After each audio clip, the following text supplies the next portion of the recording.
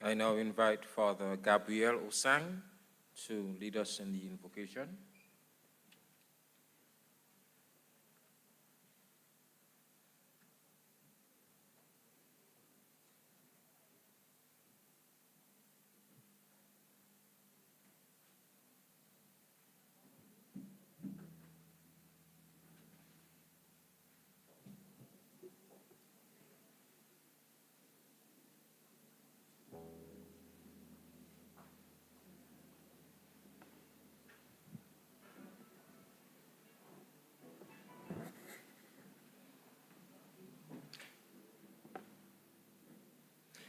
In the absence of Father Osang, I would lead us in an opening prayer.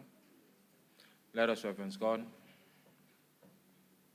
Heavenly Father, as we stand here today as members of the Grenada Union of Teachers and the educators of Grenada, we ask that you lay your guidance, your hands, and your blessings upon the proceedings of this, the annual duty conference for 2024.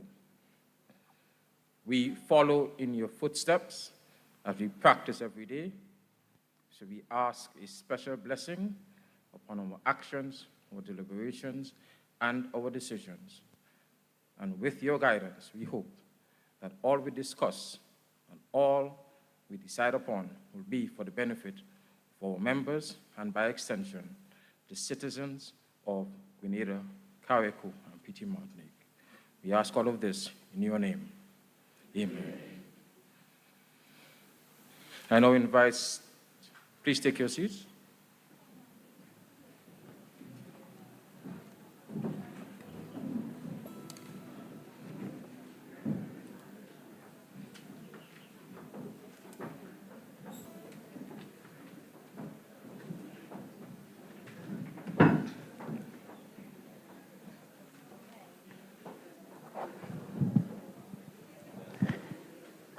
Pleasant good morning to everyone. Can we all stand again, please? I know that you may be tired and maybe there are things on your mind that may want to deter you from worshiping God today, but we are here to give him praise, amen? We are here to honor him because he is good. He's excellent and he's majestic. He's God all by himself. If you are in agreement with me this morning, put your hands together for Jesus. Put your hands together for Jesus. When you are doing it for me, you do it here. But when you are doing it for Jesus, you go up there. Put your hands together for Jesus. He is worthy to be praised. He's excellent and he's majestic. What a mighty God we serve today. Amen.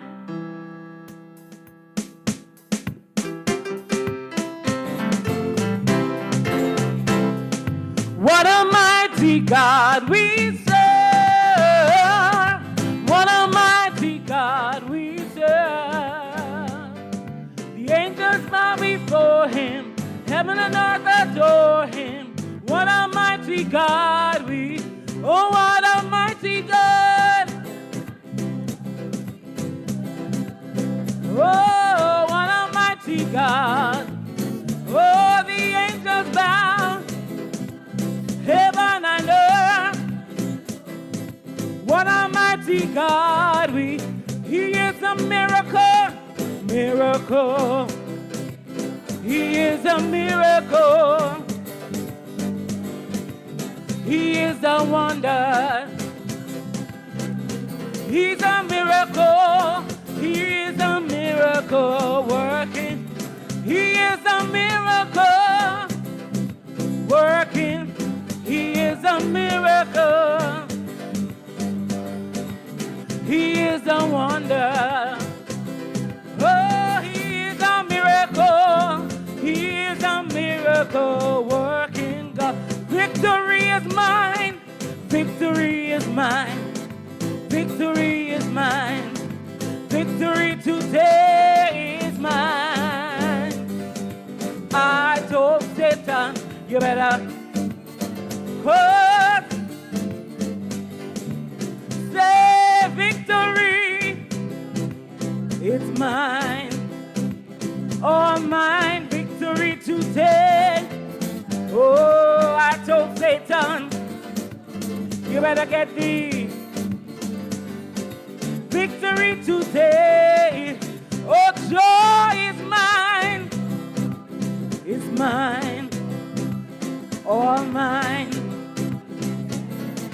mine.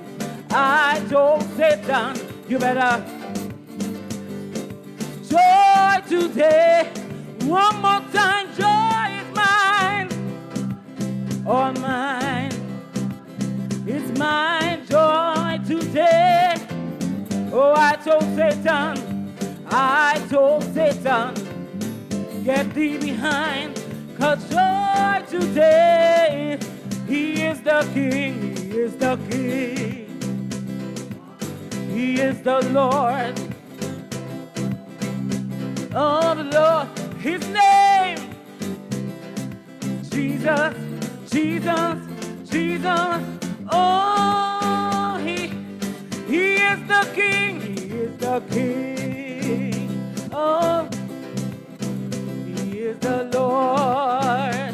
Oh, Lord, his name, Jesus, Jesus, Jesus. Oh, one more time, he is the King, he is the King of Kings, King of Kings. He is the Lord, Lord of Lords. His name is Jesus, Jesus, Jesus, Jesus. Oh, he is the King. His name is Jesus, Jesus, Jesus, Jesus, Jesus. Oh, he is the King. I've got my mind made up, and I won't turn back, 'cause I want to see my Jesus someday. I've got my mind made up, 'cause I want to see my Jesus. I've got my mind, yes I do. Oh, 'cause I want to see my Jesus. Got my mind made up, and I won't turn back, 'cause I want to see my Jesus someday. Goodbye world, goodbye pleasures of sin. I stay no longer with you. I've made up my mind. I've made up my mind to go God's way the rest of. Goodbye world, oh, I'll stay no longer. Goodbye pleasure, I'll stay. I made up my mind, the rest of my, made up my mind to go God's way the rest of my. I am under the rock, say, I am under the rock, and Jehovah hides me. I am under the rock, go tell my enemies I'm under the rock is Jesus. Say I am, well I am under the rock, and say Jehovah hides me. I am under the, go tell my enemy I'm under the rock is Jesus. I am under the rock. Rock is higher than I. Jehovah hides me. I am under the rock. Go tell my enemies I am under under the rock. The rock is Jesus. I am under the rock is Jesus. The rock is Jesus. I am on. Do you believe it? Sing it again. The rock is Jesus. And when it looks as if we can't win, you wrapped us in your arms. You wrapped us in your arms and stepped in. And everything we need you supply. You've got this in control. And now we know that you made a way when our backs were. And it looks as if it was over. Say you made a way. And we're standing here only because you made a way. Now we're here looking back on where we came from. Because of you and nothing we've done to deserve the love and mercy you've shown. Your grace was strong enough to pick us up, and you made a way. Somebody sing, when my back was against the wall, and it looks as if it was over. Say you made a way, and we're standing here only because you made a way. You move mountains, you move mountains, you cause walls with your power, perform miracles. There is nothing that's impossible. And we're standing here only because you move mountains, you move mountains, you cause walls to fall with your power. You perform miracles. There is nothing, that's impossible.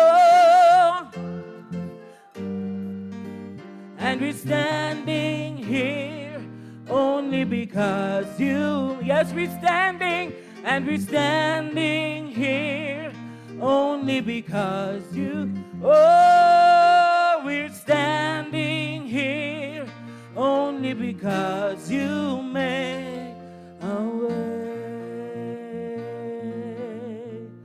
Oh, you made a way. Somebody be grateful. You made a way. Oh, you made a way. I don't know how, but you did it. You made a, don't know how, but you did it. You made a, don't know how, but you did it. You made a, don't know how, but you did it. You made a way. And we're standing here only because you made.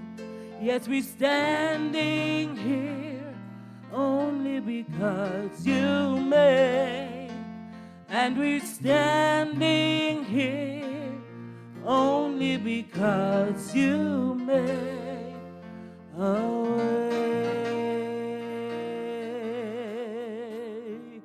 Put your hands together for Jesus. for making that way for us, for making that way. God is good and faithful. Put your hands together for him again. We're standing here only because you made a way. Bless the Lord. Let's have a hand for the worship team again. Very well done. Father Osang is here now, so we will have him do the opening prayer. Father Osang. We can never have two morning prayers to the Lord.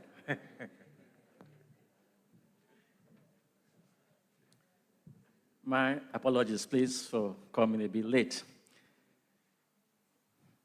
As we stand before the Lord's presence, having sung in praise and worship of his name, we ask the presence of his power, his glory, in thanksgiving for the wonders of our being. He is the way, the truth, and the life. We have no life except in him. Lord, we thank you for this day because you are all that we have and are. In you we live, we move, and have our being. We have no being except in you, Lord Jesus Christ. Every power and knowledge belongs to you. The wisest man on earth was made wise by you. Lord, our knowledge depends on you. We ask, Lord, that you bless this conference. Bless everyone, Lord, that is here and those who are still on the way. Bless every activity that shall take place here, Lord, this day. May it enrich us to grow and be better. Use us, Lord, to build our nation, to be our family, and to grow. Help us, Lord, that we will allow your love to flow in our hearts. Help us, Lord, that through our actions, Lord, our nation will become a better place. Bless our endeavors, bless our plans, bless everything, Lord, that shall take place here. Let it be to the glory of your name and for salvation. We declare this place, this land, and everything here blessed in the name of the Father, and of the Son, and of the Holy Spirit. Amen. Thank you. You may finally be seated.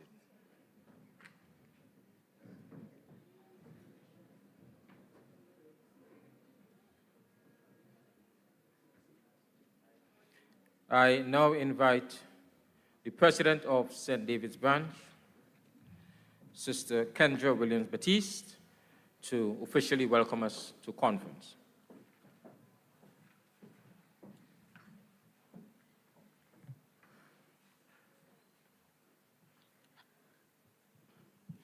Her Excellency Dame Cecile Grenada, Governor General, Honorable David Andrew, Minister for Education, Senator Andre Lewis, Labour Senator and President of the Grenada Trades Union Council, and other trade union representatives, Mr. Aaron Francois, Permanent Secretary in the Ministry of Education with responsibility for educational administration, Mr. Elvis Moraine, Permanent Secretary in the Ministry of Education with responsibility for human resources and educational development, Mr. Dominic Jeremiah, Chief Education Officer, and other officials from the Ministry of Education, Brother Jude Bartholomew, President General of the Grenada Union of Teachers, Mr. Brian Charles, Guest Speaker, Father Brian Osang, and other religious ministers,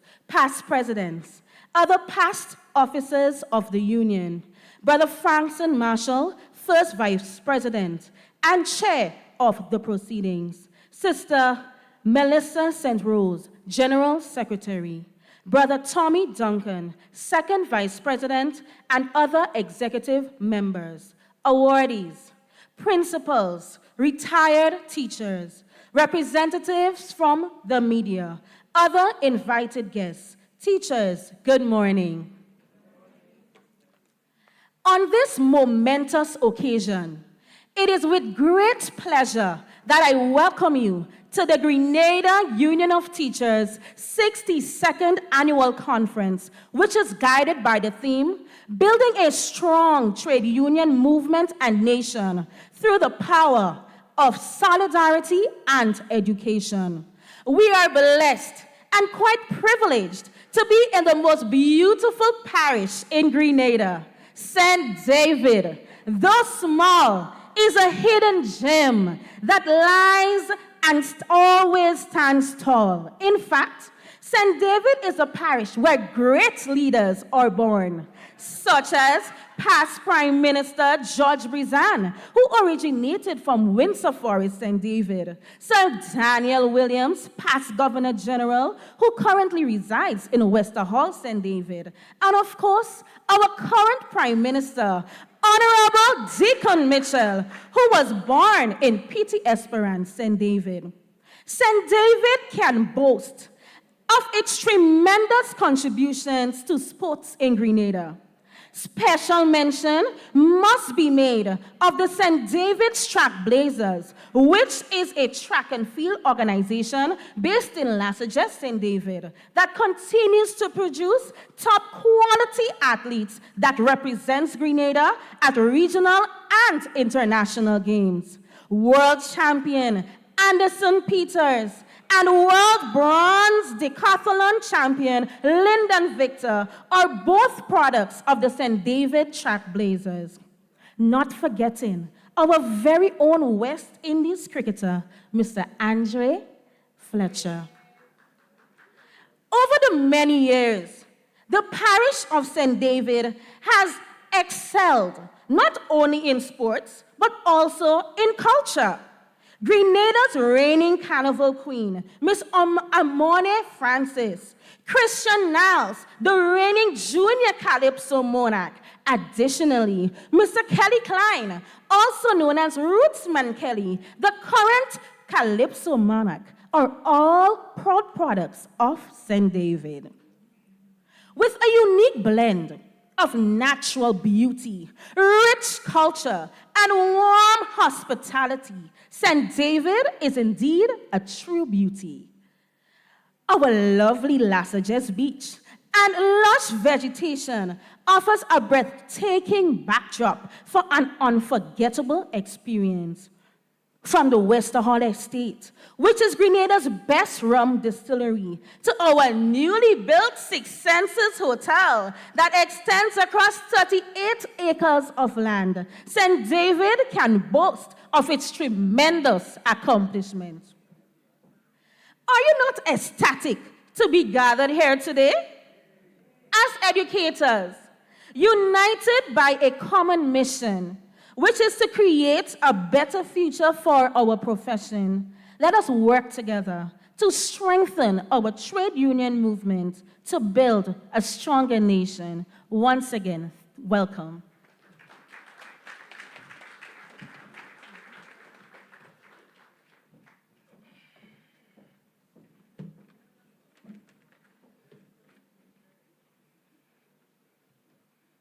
Thank you, Madam President. Her Excellency Dame Cecile Lagunard, Governor General of Grenada; Honorable David Andrew, Minister for Education; Senator Andre Lewis, Labour Senator and President of the Grenada Trades Union Council, and other trade union representatives;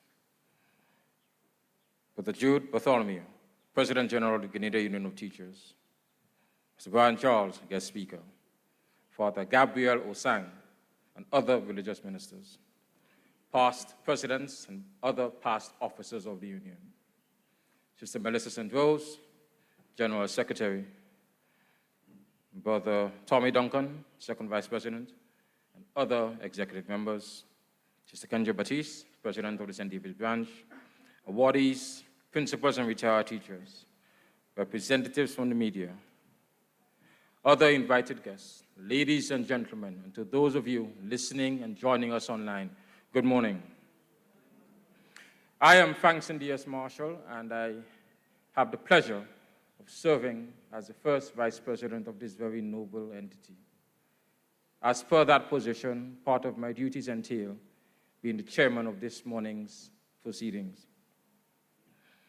As a professional organization and the third oldest union within this Caribbean region, the conference, this two-day activity, is the most formal and important event in which we will take part. This year, at this 62nd annual conference, we celebrate under the theme, Building a Strong Trade Union Movement and Nation through the Power of Solidarity and Education. This theme is relevant to us as educators and as union personnel.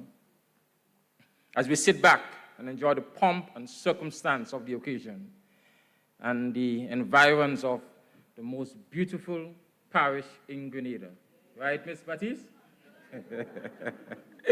We ask you to learn from the ovations, the oratorical presentations made.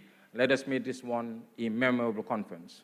But to have this conference officially declared open, I invite a more esteemed Grenadian than myself, Her Excellency Dame Cecile Lagrenade, Governor General of Grenada, to officially declare the conference open. Let us welcome our Governor General.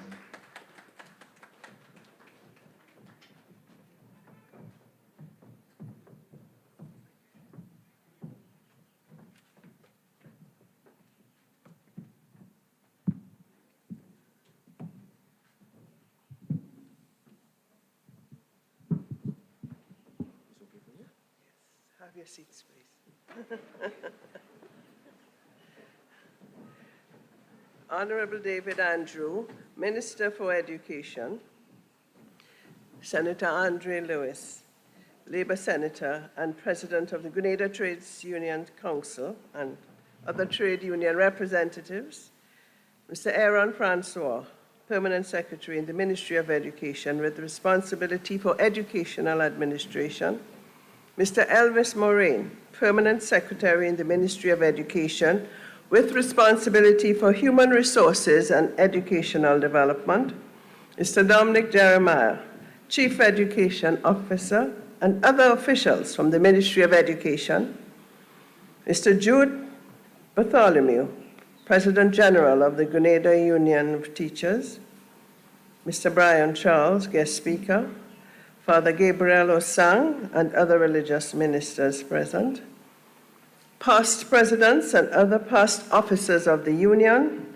Brother Frankson Marshall, First Vice President and Chair of the proceedings, Sister Melissa St. Rose, General Secretary, Brother Tommy, Second Vice President and other executive members, Sister Kendra Batiste, President of the St. David's Branch, awardees, principals, retired teachers, representatives of the media, other invited guests. Good morning. I am grateful and honored to have the opportunity to share my thoughts with you on the important topic of nation building and the role of the trade union movement. From the outset, I must observe that your theme is quite rich, and I hope I can do justice to it in this brief address. There are 4 powerful sub-themes, and I will address each in turn. The sub-themes are the need for a strong trade union movement, the imperative for a strong nation, the social value of solidarity, and the power of education. As you are aware, the struggles for recognition of trade unions in the 1930s was a struggle for social justice, equity, fairness, and voice for peoples who had endured the traumas of slavery and indentureship. The nationalist movement in the Caribbean in the 50s, 60s, and 70s of the last century was driven in large measure by the workers and their organizations. Indeed, in every country in the region, the political party that led the country into independence has had its roots either in a specific trade union or trade union confederation. The case of St. Kitts and Nevis comes to mind in that, at one time, the executive of the St. Kitts Nevis Trades and Labor Union became the cabinet of the country under Premier Robert Bradshaw, when their union members ran for election and won. We, the people of Grenada, have every right to take pride in our antecedents' exploits and celebrate their contribution to national and regional social development. I take pride in and should point out the disproportionate influence of leaders from Grenada as exemplified by the heroics of Tubal Uriah Buzz Butler in Trinidad and Tobago and beyond. Butler led the most powerful trade union in Trinidad and Tobago, the Oilfield Workers Trade Union, OWTU, and was elected to the Legislative Council, as this was the era prior to independence. It is for this reason, on each year, on May the 1st, we celebrate Labor Day in Grenada, a reminder of struggles waged over the years for workers' rights. The international economic system and its organizing principles of globalization and trade liberalization has, over the years, blunted the force of trade unions. However, despite the power in the decline wielded by trade unions, we have, in the past 2 years, witnessed historic strikes and contract negotiations in countries such as the United States that have resulted in gains for workers. We need strong unions, not only to protect the interests of their members, but also to contribute to strong societies and to nation building that will be required for the cohesive resilience and sustainability of our country. Trade unions are important social actors in the labor market and key civil society institutions as they form bridges to resolve differences between employers and employees. These bridges can facilitate conflict resolution and an understanding of the perspective of all parties, thus creating the foundation for fair wages and decent working conditions, which in turn lead to more just and equitable societies, and as a result, stronger and more peaceful nations. The social value of solidarity should never be underestimated.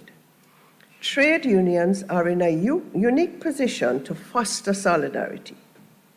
Solidarity is often understood within unions as solidarity against a political or economic actor. Because we live in a rapidly changing world, trade unions need to create spaces where working people can understand and societal and industrial changes taking place and build dialogue and strong solidarity-based relationships so that the situations of industrial conflict, workers can mobilize members to act over collective grievance and social justice while understanding that we are often operating in a context of overall diminishing resources. It should never be forgotten, however, that solidarity underpins social justice. It is fitting that the Grenada Union of Teachers would identify education as both an aspirational value and a practical imperative. I suggest that one way to build a strong union is through education. The question is, though, what do we mean by education? In an era that seems to be caught up in seemingly intractable problems and perpetual global crises, how should workers' representatives and their organizations be outfitted? How should they be prepared to grapple with present and emerging threats? It is imperative that union representatives address the direct bread and butter issues that their members face. At the same time, those in leadership positions need to focus on transformation, particularly in the area of technology that is required at the moment. I suggest that you, as teachers, as educators, approach the needs for education of the trade union movement in the same way that you do with lesson planning. What are the knowledge, skills, and competencies that workers and their representatives require to meet the moment? What are the gaps that exist? How do we close these gaps? How do we ensure that the movement is relevant to the changing needs of the workers as we approach the end of the first quarter of the 21st century? How do we prepare the movement to sustain itself as we enter the second quarter of the 21st century? Any discussion on international union education today must start with recognition of the great importance of lifelong learning, particularly in developing countries such as ours. To adapt to our rapidly changing world, educators must embrace lifelong learning, and our unions have an important role to play in ensuring this. As educators, so much depends on you for the future of our nation. I am reminded of the words of Confucius, who in 500 BC famously said, "Education breeds confidence, confidence breeds hope, and hope breeds peace." As you work with your trade union and perform your duties as educators, remember that yours is an awesome responsibility. You hold the future of our country in your minds, hearts, and skills.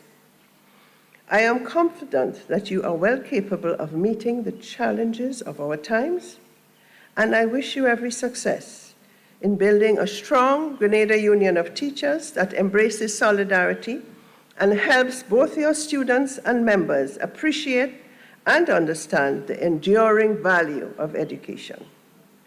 I wish you an enjoyable and successful conference. It now gives me great pleasure to declare the 62nd Annual Grenada Union of Teachers Conference open.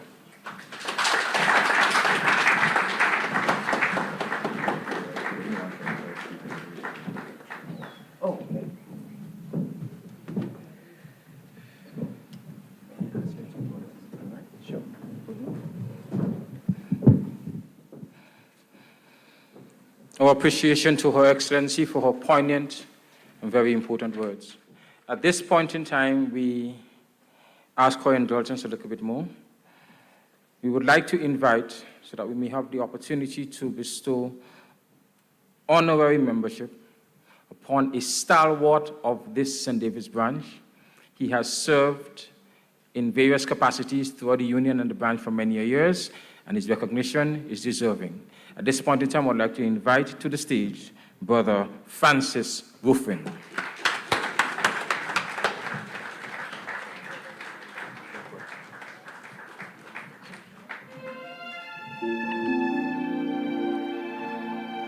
Francis Emilio Kintakunte Ruffin, or Teacher Ruffin, as he is affectionately called, joined the teaching service on the 11th of June 1979 under the leadership of Mr. Julius Forsyth.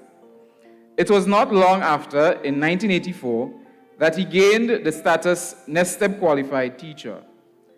Brother Ruffin's teaching career spans a period of 39 years at the St. Martin de Porres Catholic School, after which he retired in February of 2018. During his tenure, he served as deputy principal for 22 years and as a member of the school's management team. Mr. Ruffin was known for his keen interest in agriculture as he led the 4-H arm of his school and at the branch and the national levels for over 15 years.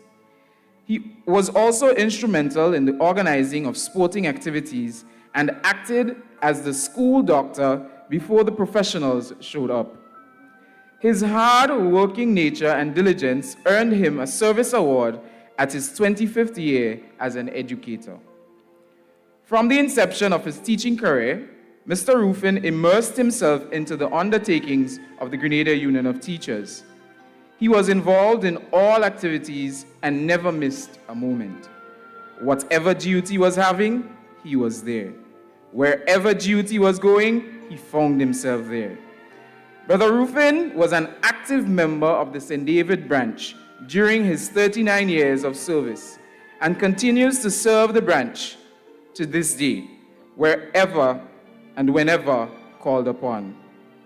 He was privileged to be the member of the branch sports committee for a number of years and also served as shop steward of his school and represented the St. David branch on the National Shop Stewards Council for over 15 years. As shop steward, his duties involved, but were not limited to, keeping his staff and branch members informed of all union business, reporting grievances, representing his school and branch at all meetings of the branch and National Shop Steward Councils, promoting all activities planned and supported by the union, and empowering young teachers to participate in union activities. During those years, he was deemed and later awarded the longest-serving shop steward of his branch. In 2016, Brother Rufin was awarded for his contributions at the union, at the annual general conference hosted by St. David's branch. Brothers and sisters, please join me in appreciating the vibrant, hard-working, spirited comrade, Francis Rufin, as he comes to receive this noble award.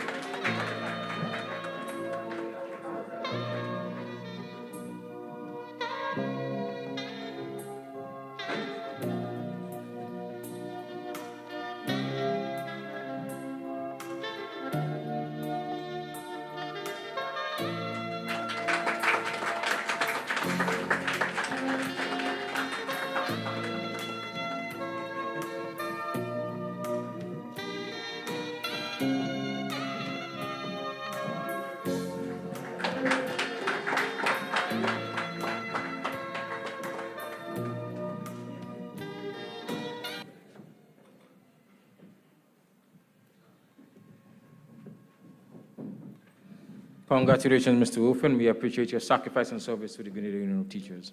At this point in time, I'd like to recognize the presence of our Chief Education Officer, Brother Dominic Jeremiah. Welcome, sir. I now invite Sister Melissa Santos to give us solidarity message from our sister unions. Let us welcome Sister Santos.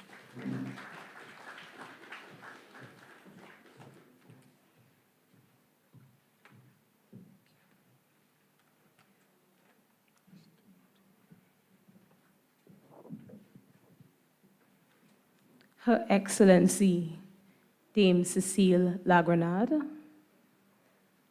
Honorable David Andrew, Minister for Education, Senator Andre Lewis, Labour Senator and President of the Grenada Trades Union Council, and other trade union representatives, Mr. Dominic Jeremiah, Chief Education Officer, and other officers from the Ministry of Education, Brother Jude Bartholomew, President General of the Grenada Union of Teachers, Mr. Brian Charles, guest speaker, Father Gabriel Osan, and other religious ministers, past presidents and other past officers of the Union, Brother Frankson Marshall, first Vice President and Chair of the proceedings, Brother Tommy Duncan, second Vice President, and other members of the National Executive, Sister Kendra Batiste, President of the St. David Branch,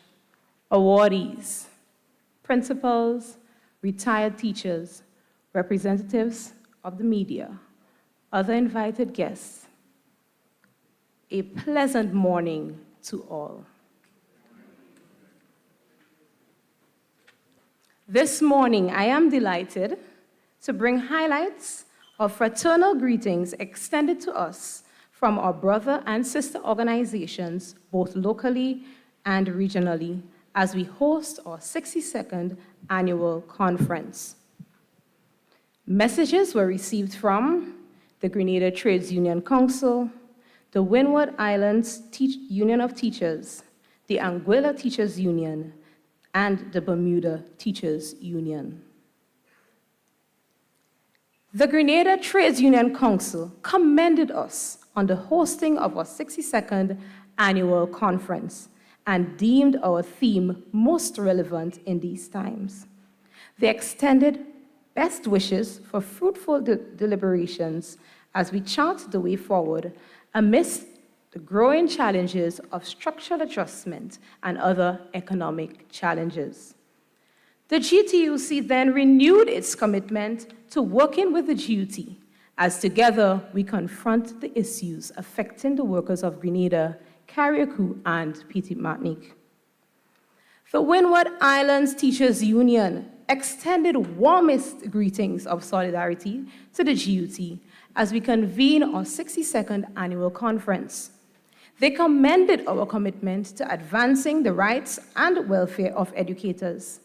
It is through solidarity and education that we can forge a path towards a brighter future for our profession, nation, and region. As fellow educators and advocates, the WITU stands in solidarity with the GUT, recognizing the importance of unity in facing the challenges ahead. Together, we can achieve great progress and uphold the values of fairness, equality, and empowerment. The Windward Islands Teachers Union then expressed heartfelt support and best wishes for a successful conference with fruitful deliberations and strengthened collective resolve through the bonds of solidarity. The Anguilla Teachers Union joined units across the region in celebrating this momentous occasion. The ATU noted our theme and highlighted its relevance.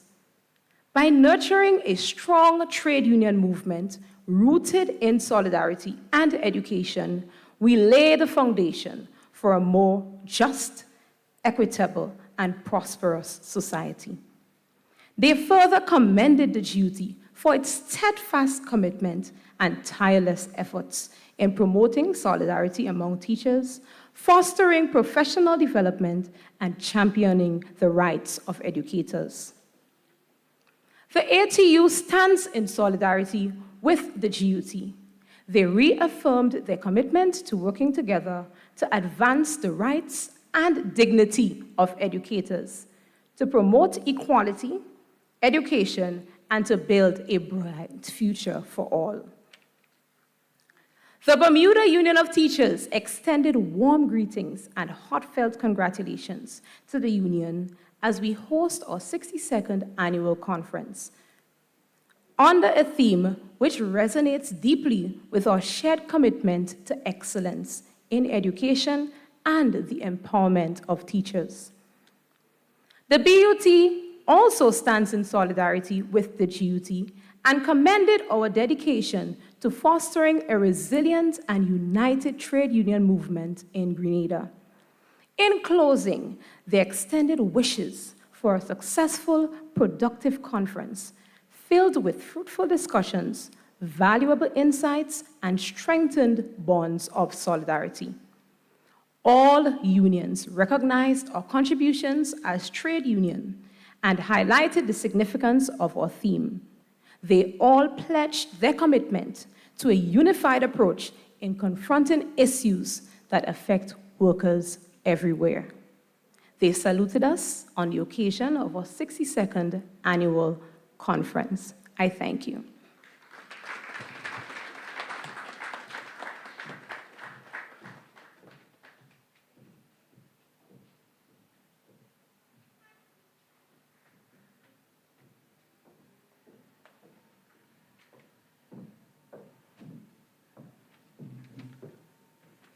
Thank you, General Secretary, Sister Melissa Santos, for sharing with us the solidarity messages from our sister unions.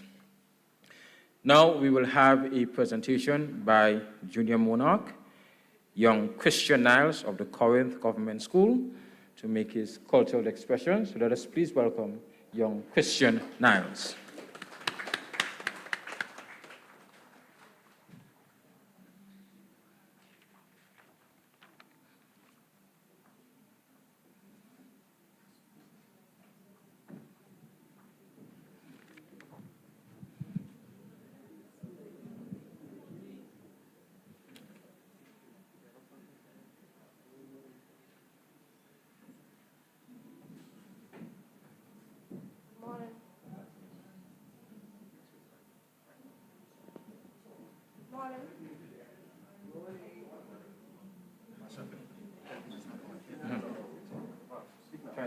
Hello? Good morning. Are you ready for it?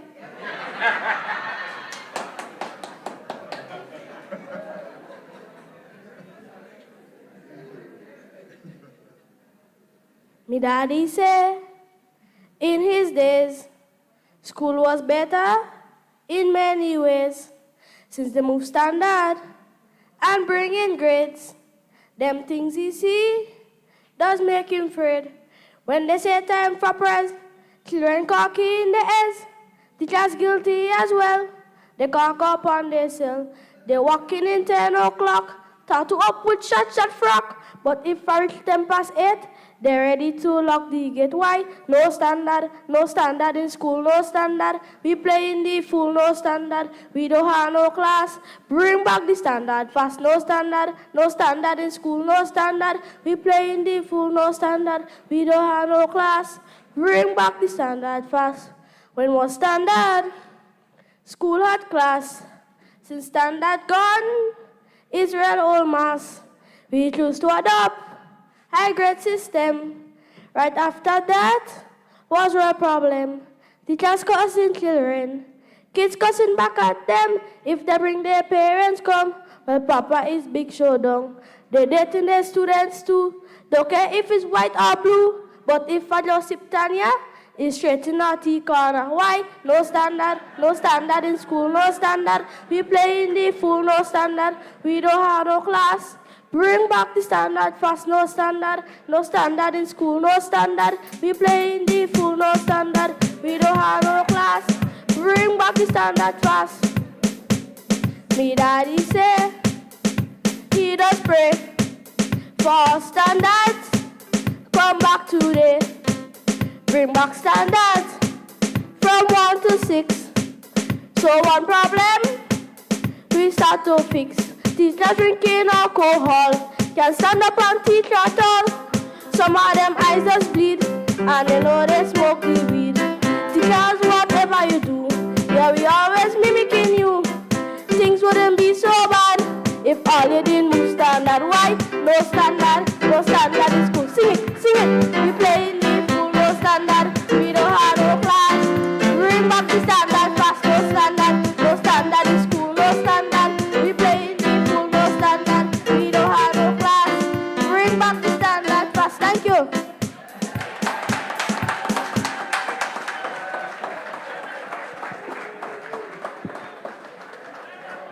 Ladies and gentlemen, two-time and reigning young monarch, no standard, Brother Christian Niles.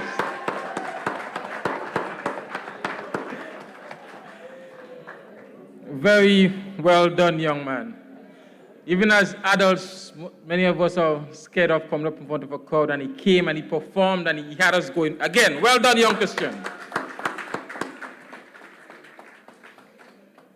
I now take the opportunity to invite our Honorable Minister for Education, David Andrew, to deliver some brief remarks. Let us welcome the Minister for Education.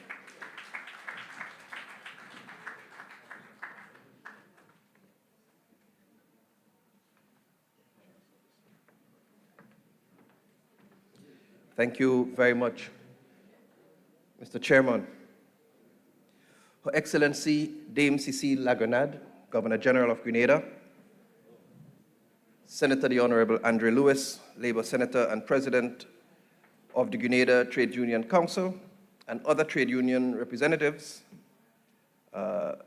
Chief Education Officer, Mr. Dominic Jeremiah, Ministry of Education, Brother Jude Bartholomew, President General of the Grenada Union of Teachers, and other members of the executive of the Grenada Union of Teachers, Mr. Brian Charles, guest speaker, Father Gabriel Osang, and other religious ministers, past presidents and other past officials and officers of the Union, Brother Franklin Marshall, First Vice President and Chair of today's proceedings, Sister Melissa St. Rose, General Secretary, Brother Tommy Duncan, Second Vice President, and other executive members, Sister Kendra Batiste, President of the St. David's Branch, awardees, principals, both present and retired, representatives of the media, other specially invited guests. Today I'm delighted to be with you, and I offer congratulations to the Grenada Union of Teachers on its hosting of the 62nd annual conference. Congratulations to you. Yeah, it's a good place to give yourselves a round of applause. I take this opportunity to thank every educator, both past and present, for your contribution to our nation. You see, there's no doubt, it's inescapable, that education, more than anything else, is what's important to transform our country. Because we could have buildings, we could have nice roads, and if the people that we have, if our human resource don't transform, nothing else matters. We could have the nice hospital, but if our people don't transform, nothing else matters. We could have the nice local foods, but if our people don't transform, nothing else matters. So I am convinced we are in a sector that is absolutely pivotal and critical to our nation's development. And that's why I'm happy to be here at your 62nd annual conference, because education is fundamental. It's very critical. And so I want to commend you and thank you for your service over the years and those who are continuing to give service. Because I know teaching, having been there myself, having spent years in the classroom, is not an easy feat. Everybody expects everything of you, as if you're not human too. But I've walked the walk too, so my heart empathizes, because I understand what that walk is and can be. But commendations to you, and thank you for doing it, because at the end of the day, our nation becomes stronger because of it, because of you. And so, thank you very, very much. The Ministry of Education and the Government of Grenada, we remain committed to having you as genuine partners and advocates in this mission to transform our nation. I say partners because I understand, as Minister for Education, none of the fancy policies we have could be well enforced or enacted without you. You hear what I'm saying? I understand we can make all kind of nice cabinet conclusions, and we could have all sorts of nice policies. But if we don't have you as our key ambassadors and partners in this process, everything falls down. And so the ministry is keen on maintaining the partnership and keeping you as valued ambassadors and valued partners in this process. We don't have to think far. But this is evidenced, I mean, you probably have heard it a lot of times, but this is evidence in our paying the doc salaries. This is evidence in reintroducing the pension as was lawfully due. Yeah. This is evidenced in establishing the collective bargaining agreements for 23, 24, 25, so that it eliminates the after the fact running behind and trying to fight up and trying to conduct industrial activities and organize, somebody is saying, for what you have already negotiated. All of these show our commitment as a ministry and as a government to partnering with you genuinely in seeing our agenda and the nation's agenda and well-being pushed. And so we are keen and we understand well that a very amicable industrial atmosphere is important for our nation's development. If we fight it every day, we can't go forward. I just reflect and I realize, look at what Intercol has done for us, does for us, continues to do for us.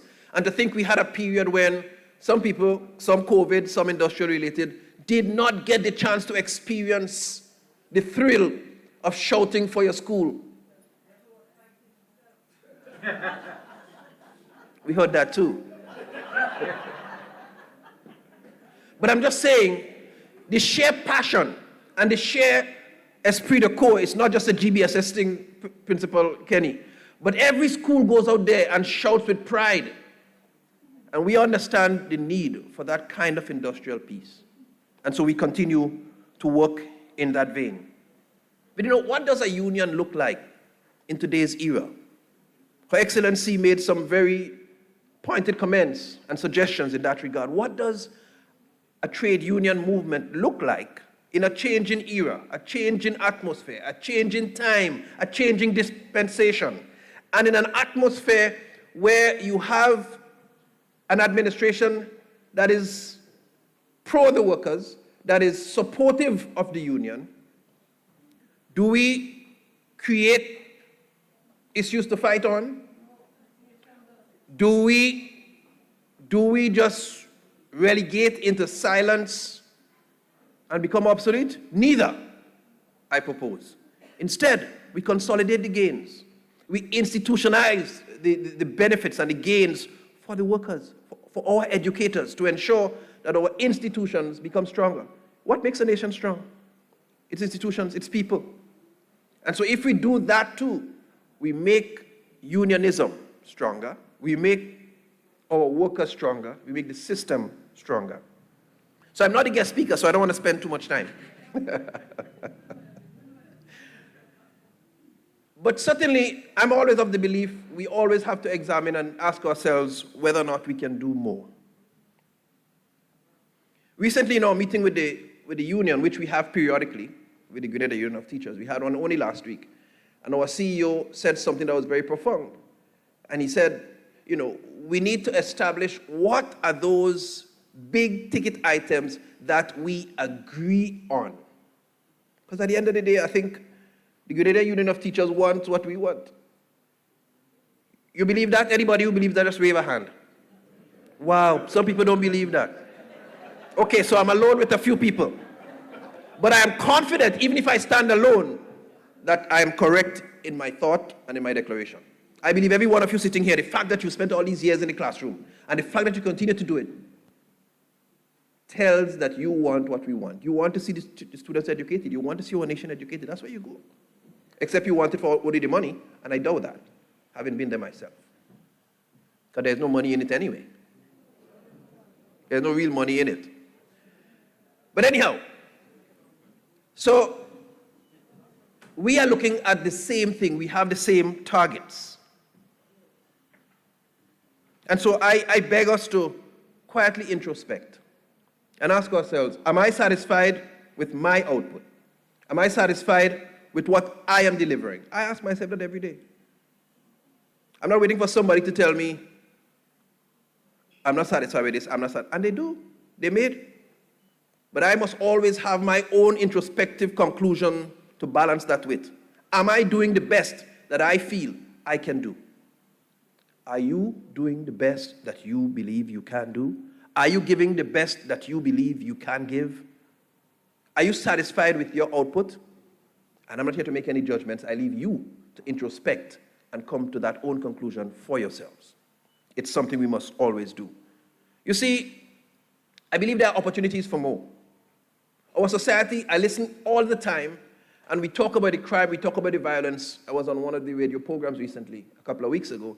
And Mr. Minister, what is the education system doing about the crime?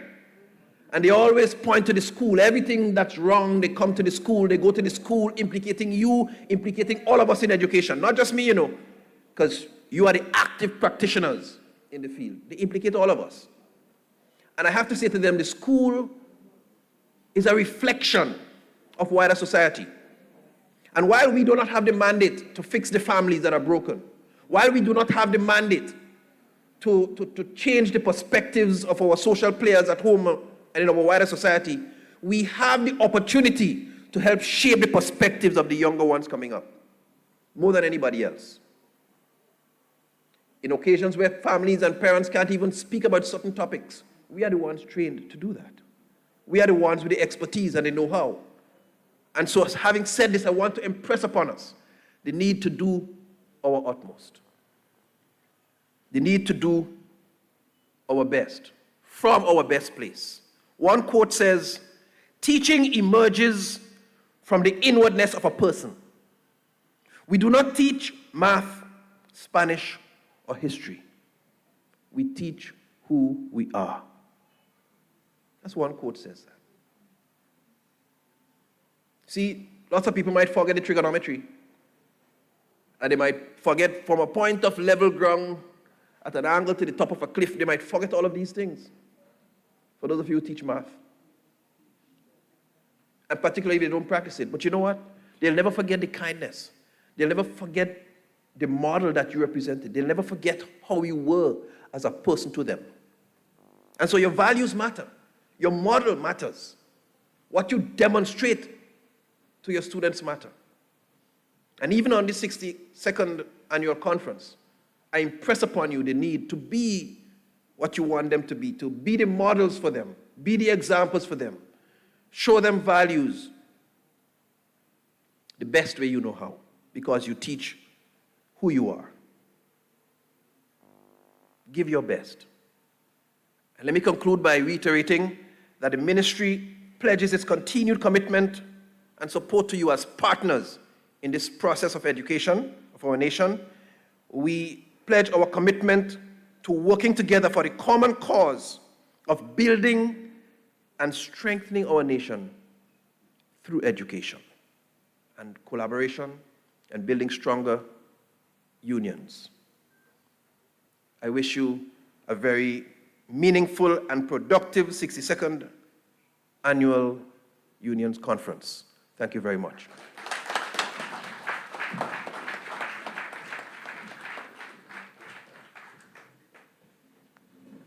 Thank you, Honorable David Andrew, Minister for Education, for your remarks, and bringing us greetings on behalf of the Ministry of Education. We will utilize you a little bit further as we bestow awards to a number of teachers who are much deserving and continue to serve within our fraternity. To lead us through this part of the activity, I invite young Javon Bartholomew of the St. David's branch to identify and call upon these teachers and read the relevant citations.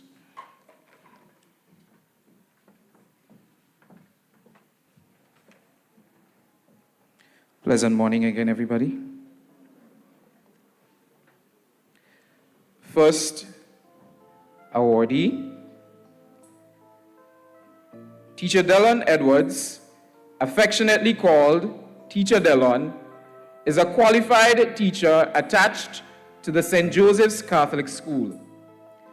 He has been in the teaching profession for the past 24 years.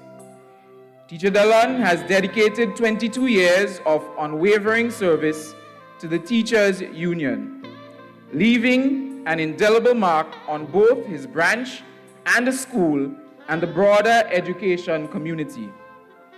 Throughout his tenure, Brother Delon displayed tireless commitment, actively engaging in numerous union activities and serving on multiple committees. He served for 15 years as the chairman for the sports committee of the branch, coordinating all sporting activities, planning and scheduling meeting and executing any plans as it relates to sports. He negotiated and ensured that necessary resources were available for the sporting seasons. Brother Delon's steadfast advocacy for teachers' involvement in activities, teachers' rights, and equitable education resonated deeply with his colleagues, earning his respect as a trusted leader within the union. He enthusiastically served on national committees such as the St. David's Sports Representative for 9 years, executive member of the Sports Committee for 2 years, St. David's National Representative for 4 years. His duties included, but were not limited, to planning and coordinating all sporting activities for the union, relate and act as liaison officer between the branch and national executive, ensuring all plans are executed. He provided information to the national executive, ensuring they are aware of plans, activities, challenges, and the strengths of the branch. He also represented the national executive on the National Sports Committee of Grenada, keeping both parties up to date with plans regarding sports. Brother Delon's leadership and dedication were instrumental in advancing the collective interests of teachers. His presence on committees ensured that diverse voices were heard and considered in decision-making processes, fostering a culture of inclusivity and collaboration within the union. Brother Delon's enduring legacy serves as a testament to the power of activism and the transformative impact of collective action in shaping the landscape of unionism. Ladies and gentlemen, put your hands together as we acknowledge Brother Delon Edwards.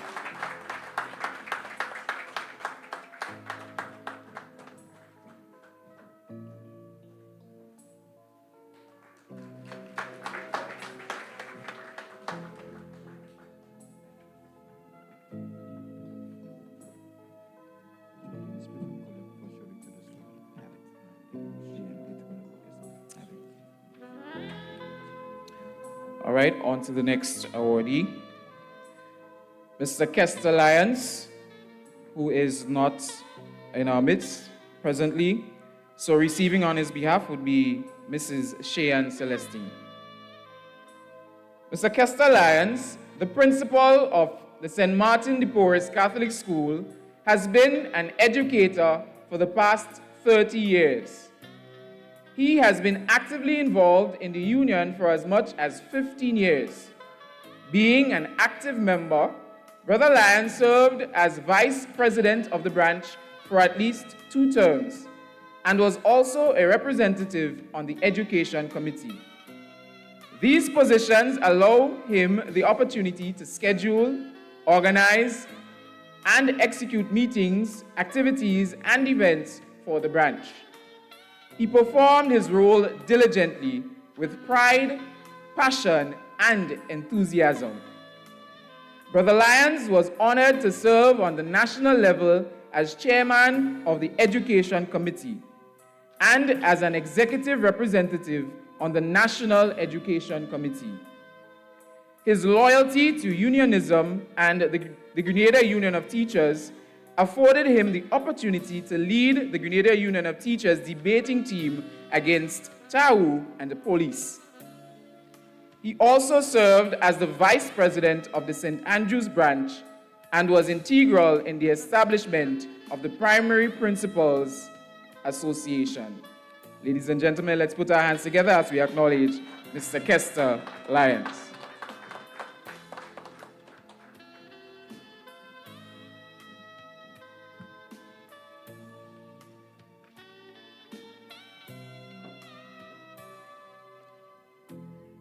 Next up, we have Teacher Shirley Telesford, and Teacher Shirley is not here with us as well, so receiving on her behalf is Teacher Judelyn Smith. Teacher Shirley T. Telesford is a qualified teacher who has been in the profession for the past 40 years. As a dedicated educator and a passionate advocate for trade unionism, Teacher Shirley served as a shop steward for many years. She also served on the cultural committee at the branch level.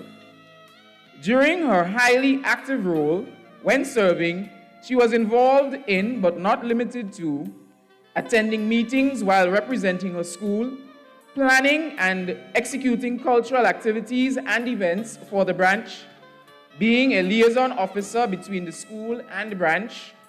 She encouraged teachers to be involved in union activities and to join the groups and associations that were developed for teachers. She attended many conferences as a delegate and as a general member. She can be called on at any time to give assistance with any union activity or events, which she does willingly, professionally, and with pride. Her hard work, devotion, and impact continues to inspire young teachers and future generations of educators and union members as advocates for improvement, development, and change.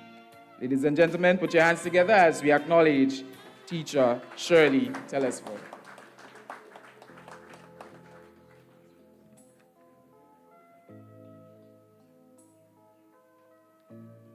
So I want to ask teacher Judlin not to go too far, as she is the next awardee. Teacher Judlin Smith, a graduate 2 teacher attached to the St. Dominic's Catholic School, has been a teacher since 1990 and was an active union member since that time too.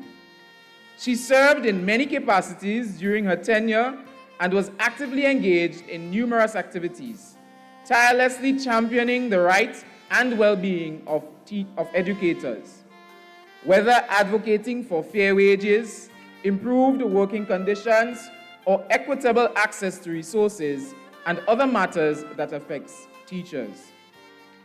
At the branch level, she served as the treasurer for about 13 years.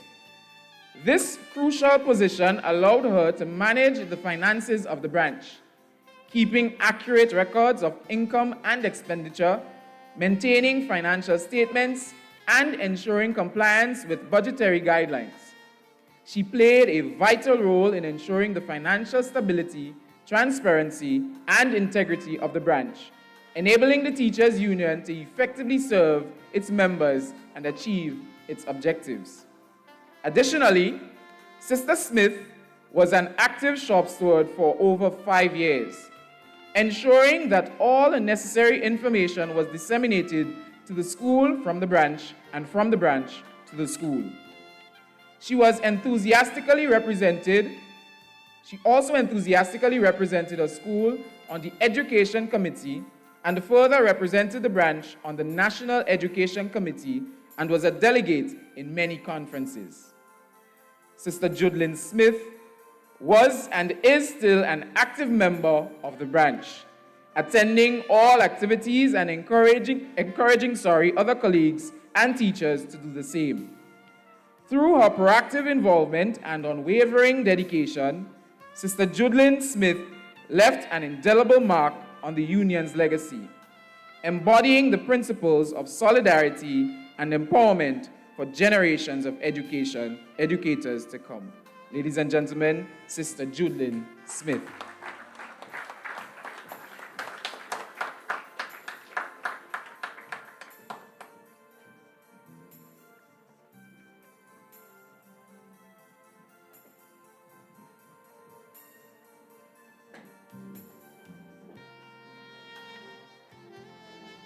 Our next awardee, Teacher Cecilia Judith Greenidge.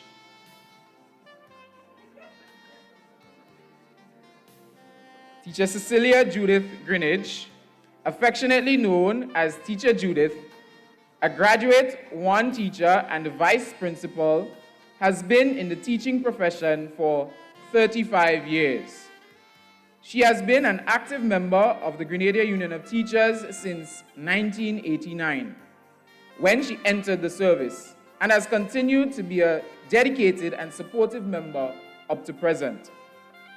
As an educator, her service to the union at the branch level includes being a shop steward representative for 10 years, a representative of the Women's Committee for 6 years, a member of the Sports Committee for 7 years.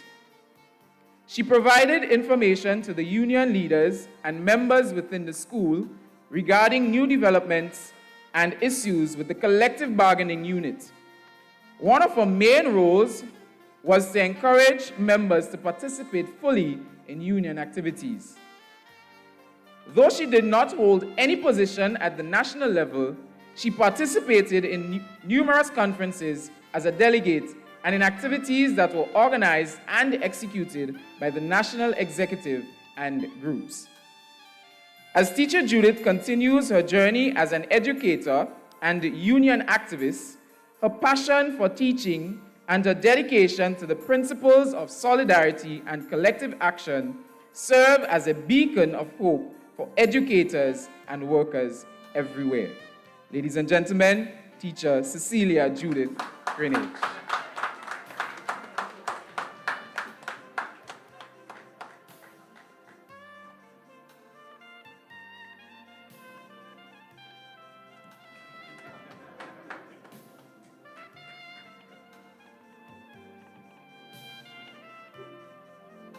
The next awardee, Mrs. Jocelyn Augustus Latouche. Mrs. Jocelyn Augustus Latouche, commonly called Princey, has been an educator for 31 years. At present, she holds the position of principal at the current government school. Of the 31 years in the profession, she has been actively involved in the Grenada Union of Teachers for 28 years. Her involvement includes various positions at the branch level, such as President of the St. David's branch for 20 years, Vice President of the branch for 2 years, Branch Representative for 2 years, and the Chairman of the Women's Committee. Her involvement allowed her to fulfill the roles and responsibilities for each position required, which includes organizing, scheduling, and conducting meetings, attending to teachers' needs, and being a liaison to the national executive. Teacher Jocelyn's leadership skills and dedication to teaching and the union's activities and cause earned her recognition within the national level, and she served as the branch representative for 4 years, the National Women's Committee representative for 4 years, and the executive representative also for 4 years. With an ability to effectively communicate the concerns of teachers and represent them, she attended meetings at the executive level and transferred information and decisions to the branch, participated in activities, and assisted in planning activities for the committees she was a member of. Sister Jocelyn's dual role as a teacher and union activist exemplifies her unwavering commitment to serving her union. Hence, she was a shop steward for the St. Dominic's Catholic School and represented the school on the Women's Committee, a member of the branch management, a representative for the union on GNOW, board member at Grenada Teachers Social Security and Welfare Association, and president of the Duty Credit Union, and a board member of the E5 group. Ladies and gentlemen, put your hands together as we acknowledge Mrs. Jocelyn Latouche, my principal.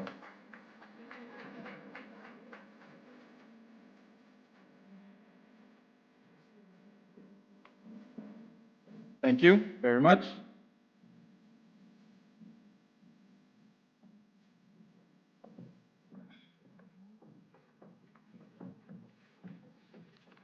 Thank you, young Bartholomew, and thank you, Mr. Minister, for helping us with this part of the ceremony. At this point in time, we get to one of the climaxes of the conference where we enjoy the presentation of the President General presenting the State of the Union Address. So without further ado, please join me in welcoming the President General of the Grenada Union of Teachers, Brother Jude Bartholomew.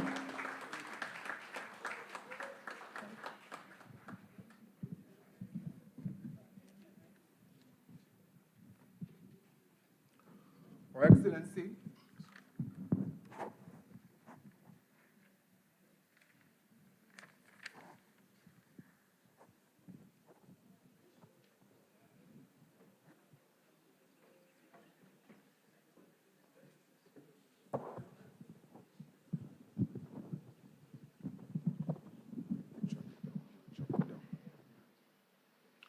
Her Excellency, Dame Cecile Lagrenade, Governor General, the Honorable David Andrew, Minister for Education, Senator Andrew Lewis, Labour Senator and President of the Grenada Trades Union Council and other trade union representatives, Mr. Aaron Francois, Permanent Secretary in the Ministry of Education with responsibility for educational administration, Mr. Elvis Morin, Permanent Secretary in the Ministry of Education with responsibility for human resources and educational development. I'm concerned that they are not here. Mr. Dominic Jeremiah, Chief Education Officer, and other officials from the Ministry of Education.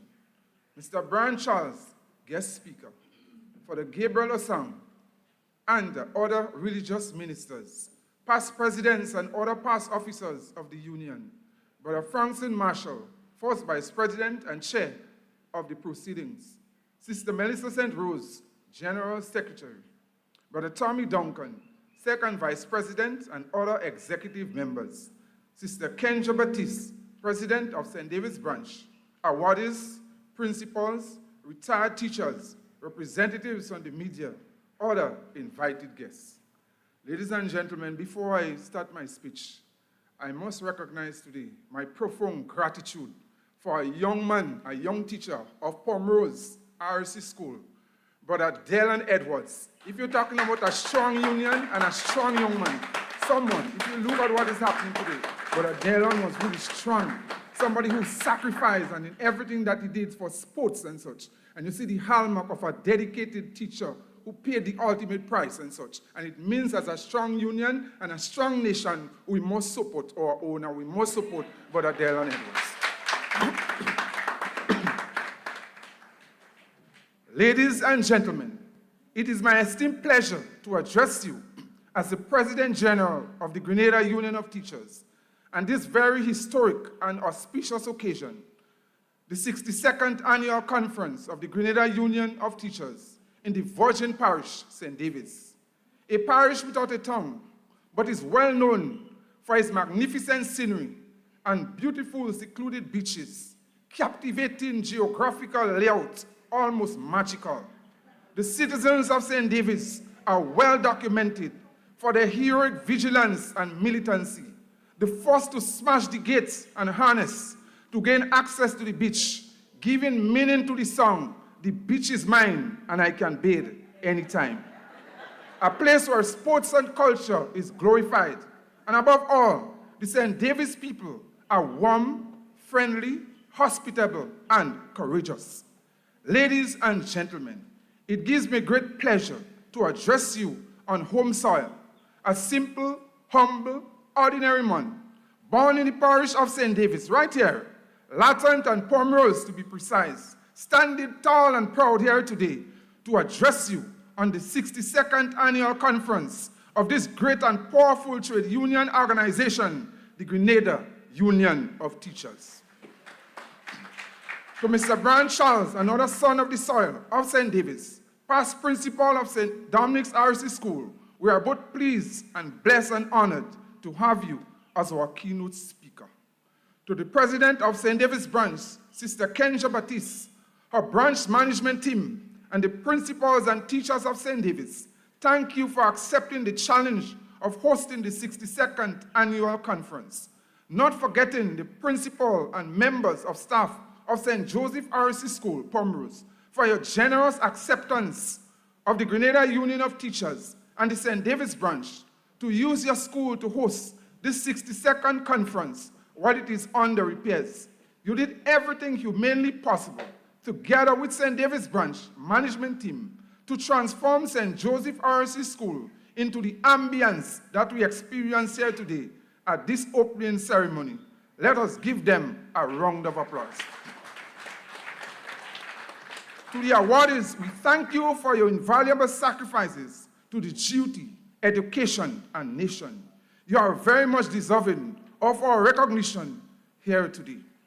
To our specially invited guests, retirees, and other wonderful and amazing teachers, you are most welcome, and we are happy to have you here. Not forgetting the many teachers, retirees, and the entire nation who are viewing this opening ceremony of the 62nd Annual Conference virtually. We wish all of you an exciting and enjoyable virtual experience. Before I venture any further, I wish to express my profound and sincere thanks and gratitude to Almighty God for His bountiful blessing, guidance, favors, protection upon the Grenada Union of Teachers, upon every teacher and their family, and for carrying us through in our many struggles and giving us the victory in our many battles, and for blessing us with a new administration under the leadership of the Honorable Deacon Mitchell. Through God's grace, is unleashing the rewards of social and economic justice for teachers, public officers, and other workers, that we no longer have to march on the streets of Grenada, Carriacou, and Petit Matnik to get what is rightfully ours. God is good all the time, and all the time, God is good. I wish he could have been here today in his capacity as parliamentary representative of St. David's to thank him face to face on behalf of the teachers, but his parliamentary duties did not allow him to do so. But I have some thank you notes there, thinking that he would be here, so I will do it anyway. Thank God for choosing an ordinary man like me to be the President General of the GUT, and for guiding and protecting my presidency, even in the most difficult and challenging of times. It is only through you and with you that all things are possible. Continue to bind us and our nation together through solidarity, education, nation building. We give thee thanks. I quote 1 Chronicles chapter 16, verses 34, and I quote, "Give thanks to the Lord, for he is good, and his love endures forever." Psalm 107, verses 8 to 9, "Let them give thanks to the Lord for his unfailing love and his wonderful deeds for mankind. For he satisfies the thirsty and fills the hungry with good things." So as I said again, my intention, I thought that the Honorable Prime Minister, but I'll give him the accolades in expressing thanks as we have it, for providing so many benefits to teachers and public officers in such a short space of time. We say thanks. For honoring pension restoration and retroactive payments for teachers and public officers, past, present, and your unwavering commitment for the future. You make us smile again. You restore our dignity, self-worth, for retirement. We say thanks. For the repayment of dock salary, we say thanks. For honoring salary increases for the period 2023 to 2025, without teachers and public officers having to march on the streets, 13%, the highest ever, we say thanks.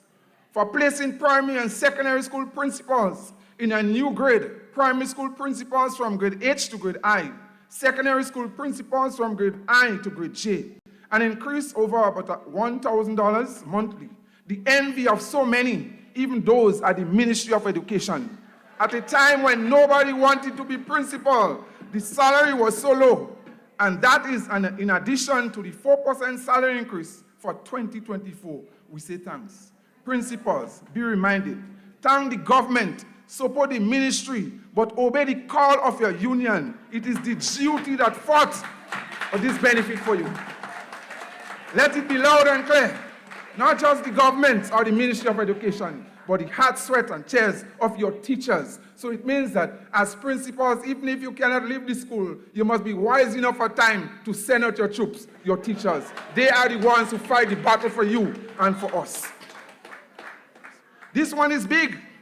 For the first time, only Jamaica achieved that, but the Grenada Union of Teachers achieved it also.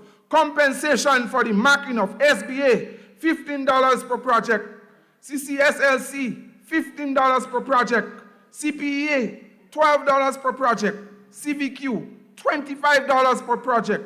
Registrar for the posting of grades in every school, primary and secondary, $10. This take effect from January 2024. We say thanks, the Grenada Union of Teachers that did it for you and did it for us. And even when we are negotiating, some in the Ministry of Education say no, but when we put our thoughts together and we stand firm and we send it back to the government negotiating team, while the ministry sometimes say no, the Honorable Deacon Mitchell say yes, and we get it.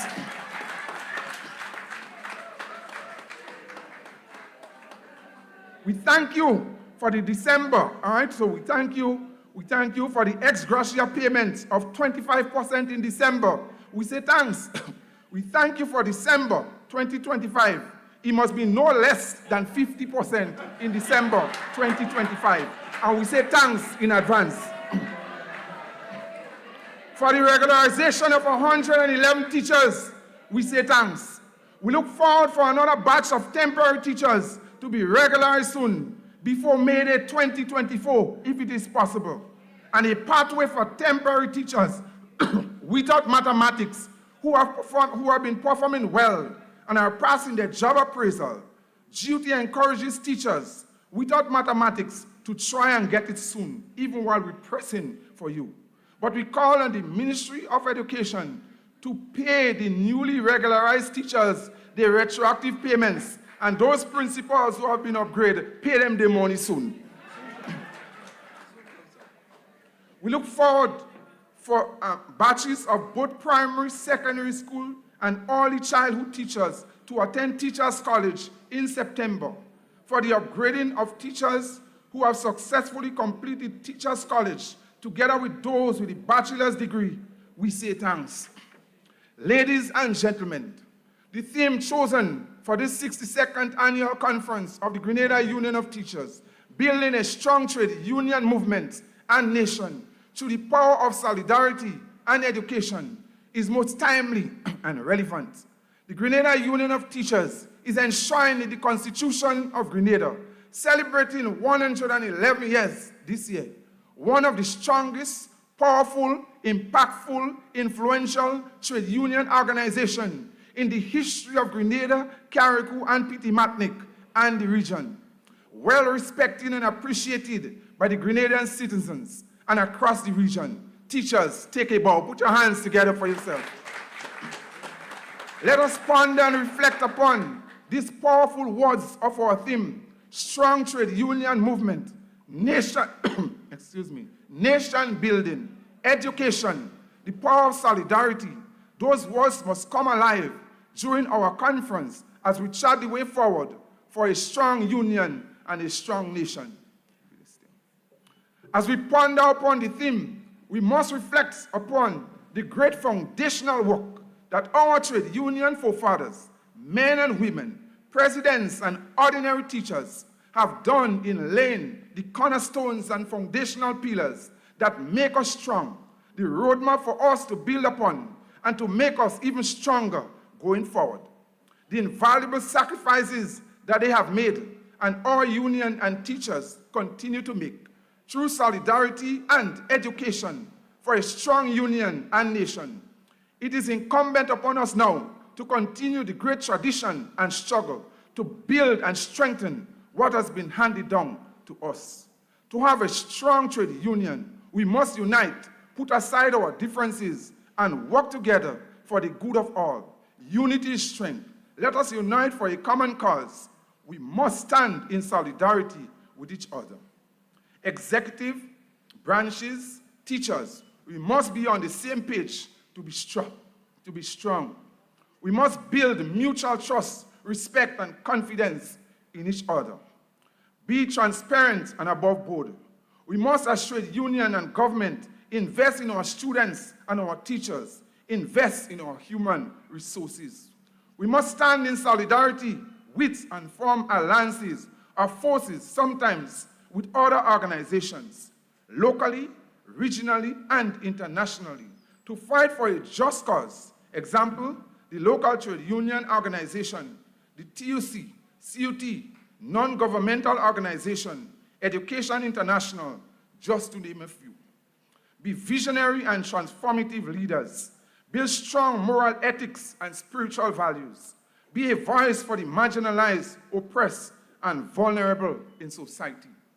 Be willing and ready to defend our democratic principles if and when government and people are going in the wrong direction and our rights are trampled upon. We have to fight against corruption, and we cannot corrupt ourselves as trade union leaders. No bribes or sellouts. Negotiate smartly. Build and strengthen our trade union organization from bottom up. Example, branches, national executive, and all the organs of the trade union movement, various committees, shop steward council, branch management teams, national executive, and general membership. Also sound and wise economic investment for our union. We must stand up against unfair and unjust business practices, globalization, and hostile governments. According to Walter Reuther, and I quote, "There is no power in the world that can stop the forward march of free men and women when they are joined in solidarity of human brotherhood." Brothers and sisters, you saw this in the fight for salary increase, pension struggle, dark salary struggle. It was the Grenada Union of Teachers standing in solidarity to march on the streets and to stand up firm for a just cause under the previous NNP administration. We came out stronger together. According to Pope John Paul II, solidarity is not a feeling of vague compassion or shallow distress or the misfortune of so many people, both near and far. On the contrary, it is a firm and persevering determination to commit oneself to the common good, that is to say, to the good of all and to each individual, because we are all really responsible for each other. The power of education in building a strong trade union and nation. Teachers, take a bow. This is your moment to reflect upon the awesome responsibility that is placed upon your shoulder as educators, whether at the preschool, primary, secondary, tertiary level, to teach, touch, shape, and transform lives. The nation's children are in our hands, and in your hands. Our children's future and the future of Grenada, Carriacou, and Petit Martinique are in our hands. What we do and how we do it will determine the outcome of their future and our nation's future. The teachers are the social, moral, spiritual, and educational factory, and what we put out will determine the strength of our union and our nation. The teachers of Grenada, Carriacou, and Petit Martinique are the sacrificial lamb upon the altar of education in this nation. Thank you, teachers, for the invaluable sacrifices that you make every day in the education and nation building. Teachers are the real heroes of our nation. The mothers, fathers, nurses, doctors, counselors, providers, caregivers to the nation's children. Thank you, teachers, but we still have a lot of work to do. According to Nelson Mandela, and I quote, "Education is the most powerful weapon which you can use to change the world. Education is the most powerful weapon that we can use to make our children, union, nation, society stronger, and to have a more productive and prosperous nation." Christine Gregory, and I quote, "Education is the foundation upon which we build our future." The time is now, the time is right at this 62nd annual conference in Pomeruz to transform our habits, attitudes, work ethics, old ways of thinking, and to forge a new common consensus in education for teaching and learning, for the total education and economic transformation of Grenada, Carriacou, and Petit Martinique, one that will make us stronger and better, an education system that is designed to suit the needs of our people, our nation, for economic growth and transformation. The GOT stands ready, together with other stakeholders, Ministry of Education, government, social partners, parents, students, to take education at a much higher level. On another note, the burden of education must not stand with the nation teachers only. We cannot make bricks without straw. Government and the ministry must put their monies where their mouth is and give teachers the tools, training, and resources to do their jobs. Our union and teachers must be a partner with ministry and government in the education transformation process and not be seen as just implementers of a failed education system and then put the blame on teachers. Teachers must be collaborators and not just implementers. The curriculum must be designed and structured to prepare the nation's children for work, better schools and working conditions for teaching and learning. We look forward to a future where almost every teacher and student throughout Grenada, Carriacou, and Petit Martinique attains a degree, and not just a few CXC and advanced level, to make our students, teachers, union, our workforce, and our nation stronger together. Invest not only in academics, but in skills training also. Teach our students to do research and to solve problems, to be business-oriented. No child and no teacher to be left behind if our union and nation is to be made stronger. An education system that is designed to utilize both the human and natural resources of Grenada, Carriacou, and Petit Martinique for our country's development. Provide the environment for students to do research, build their own brand, generate their own business, solve problems. Develop a sense of patriotism and pride in our people, students, teachers, the entire nation. New habits, work ethics, moral values. Foster a culture of regularity, punctuality, productivity, and prosperity in our people and nation. Government and trade union leadership make our people and nation believe that it can happen. The Grenada Union of Teachers has been doing its part every year.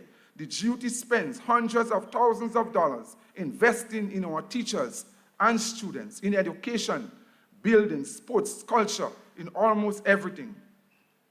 Designed to make the union stronger and Grenada stronger. Summer courses in partnership with the the Canadian Teachers Federation. We do it every year, and we look forward to it this year. The Caribbean Union of Teachers, the Ministry of Education, Education International, non-government organization, governmental organization, TUC and Cipriani Labor College, and we want to take the opportunity to thank Brother Andre Lewis with the assistance for our executive members and branch members who are in training at Cipriani Labor College to make our union and to make our nation stronger and better. Give a round of applause. The duty is paying for it, but the facilitating and the organizing and such, the TUC, and we thank them. New strategies and methodologies in teaching and learning for better learning outcomes, catering for the holistic development of our students and teachers. GUT investing in sports, part of education, national primary school games. All right, you're talking about GUT games, GUT and NEXA, the Grenada Union of Teachers, coming together, not only for branch and national primary school sports, cricket, football, netball, almost everything. The Grenada Union of Teachers. Come on, teachers, put your hands together. No sports in Grenada, whether branch, national primary school game, intercall, because if you're talking about intercall, it's still the GUT 2 gaps. Put your hands together. This Grenada Union of Teachers have been working wonders, Honorable Minister David Andrew. Put your hands together and say thanks.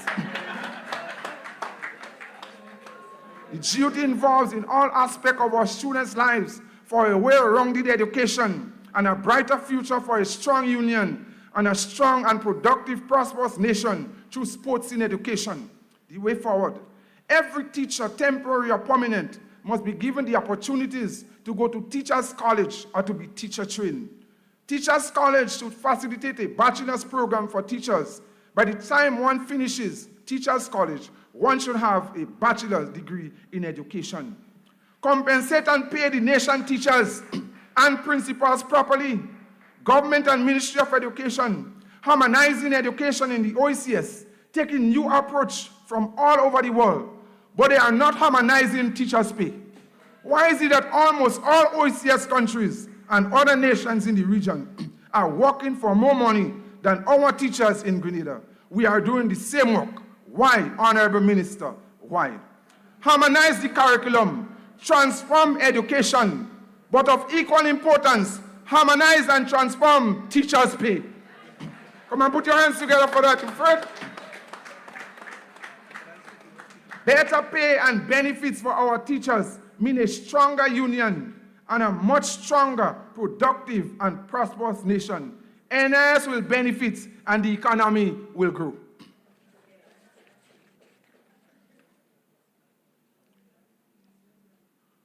Our commitment to education and the nation's children.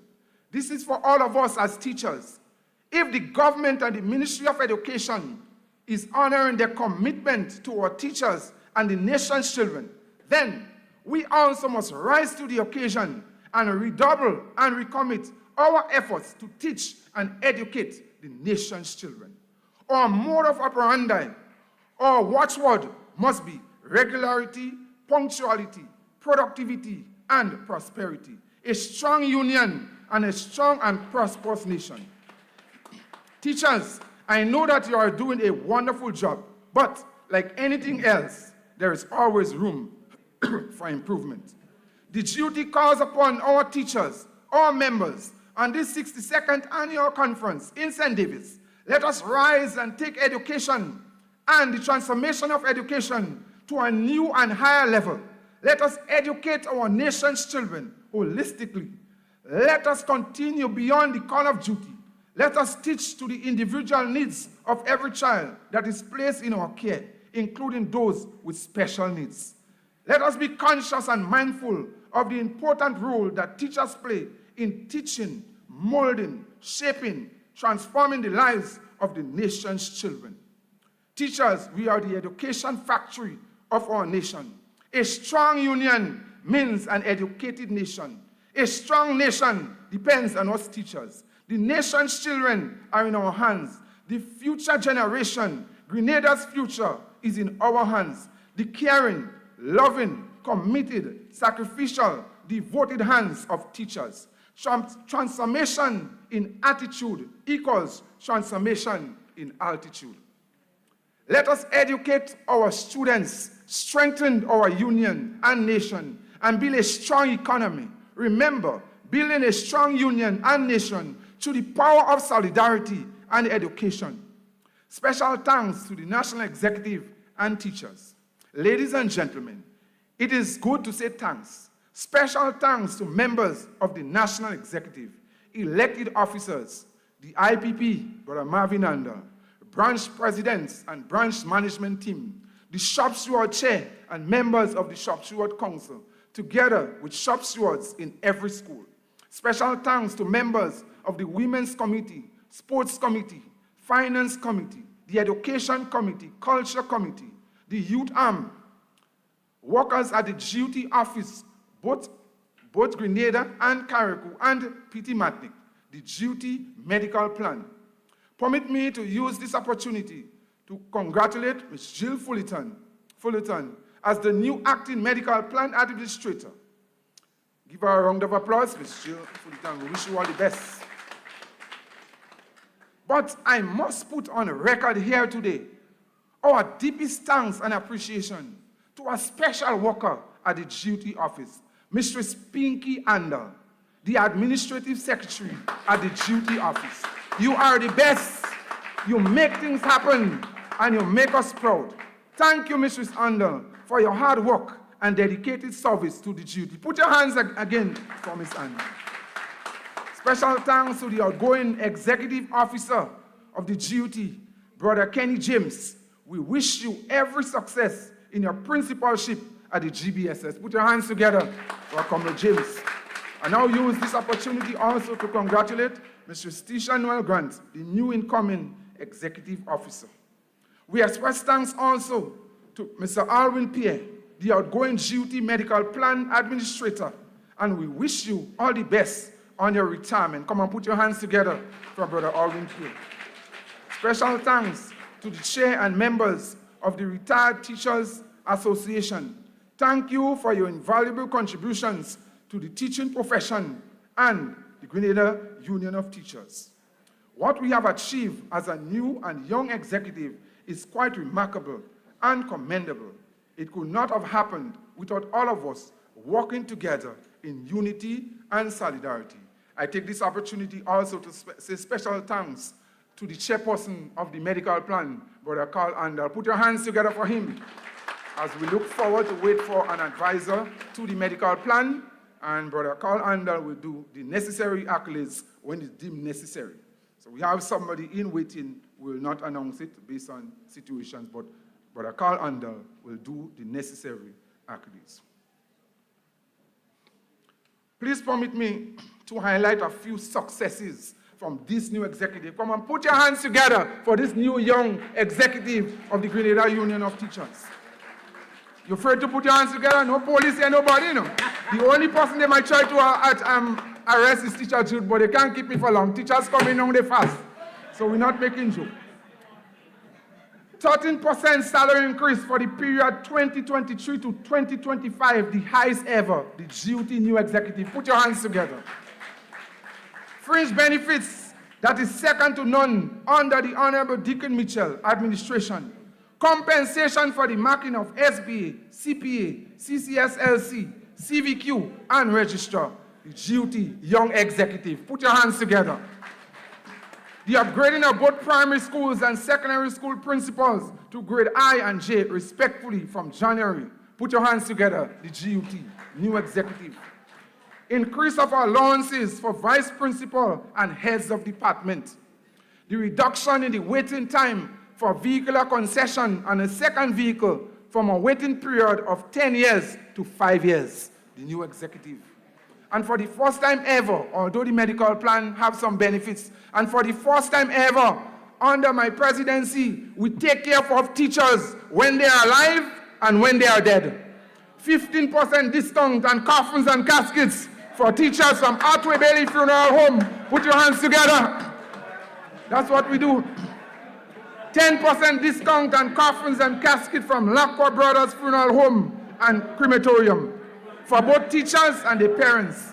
These benefits are separate and distinct from the burial society. Teacher Tessa, come on, laugh, smile. Teachers, this is an executive and a president general that is working for you. This comes from Jonas, Brown, and Hubbard's from every department store except the food fair supermarket. We don't know why they exclude food fair supermarket, but we have to go back because teachers, to be strong, you must eat. So we have to go back there. Special discounts on prescription drugs from Real Value and Best Care Pharmacy. The regularization of 111 teachers, and we're looking forward for more soon. The upgrading of teachers from Teachers College, increase in salary and retroactive payments. The upgrades of some teachers with bachelor's and master's degree. The restoration of Teachers College to full-time studies, the Grenada Union of Teachers. We couldn't allow Teachers College to be part-time, so we negotiated and we pressed hard. Thanks to the Ministry of Education, the Minister of Education, take a smile, the outgoing CEO and the new CEO, we're working together. Take a smile.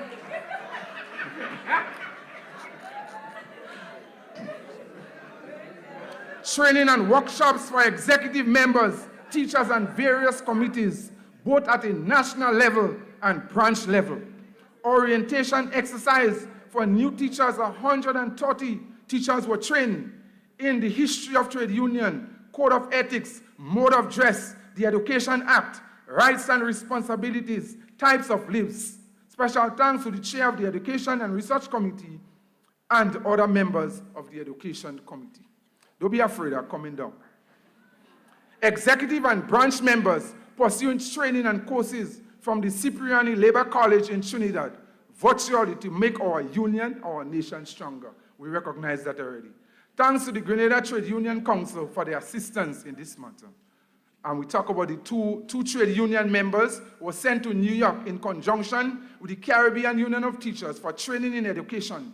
On their return, they will organize workshops and training sessions for our teachers to improve their delivery in content and teaching, to make GOT stronger and our nation stronger. Summer course training in conjunction with the Canadian Teachers Federation and GOT in various skills and subject areas to improve the standard of teaching and learning, to strengthen our union and the teaching profession. Workshops in collaboration with GOT and the Ministry of Education, engagement with the Minister, Permanent Secretary, and CEO to discuss teachers' business and education. Visitation to schools throughout Grenada, Carriacou, and Petit-Martinique to deal with matters concerning our members. Training for shop stewards, the youth arm, the women's committee, national executive members, elected officers, branch management teams, and for our members in general. This is done to strengthen our union, to make GOT stronger and better.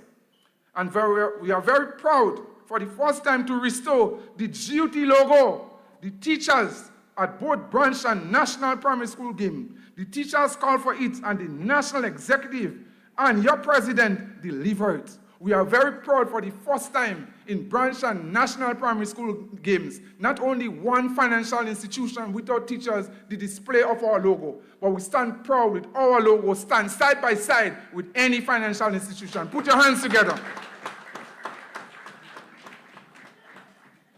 All right, so thanks to Nexa Credit Union and Go2, it was the best and most exciting 2 days of national primary school games, the Go2. Come on, teachers, give the national executive a round of applause. Put your hands together. Congratulations to St. Andrew's Branch for winning the national primary school games for yet another year. And congratulations to the other branches for a splendid performance. Congratulations is in order to St. David's Catholic Secondary School for winning the female division in intercol games. Congratulations to St. Andrew's Anglican Secondary School for being victorious in the boys division. Put your hands together, ladies and gentlemen. All right, so some setbacks and challenges quickly. The upgrading of teachers and compensation for the master's degree. And now we're hearing about this was a cabinet conclusion, from which cabinet conclusion under the previous administration. For years we have been trying hard, pressing Honorable Minister, we're calling on the new CEO, Brother Dominic Jeremiah. We can see that you have a passion and a love for education and the advancements of teachers' interests. So we're calling on the PSEs, the Honorable Minister, to undo these damages that was done and this unfair.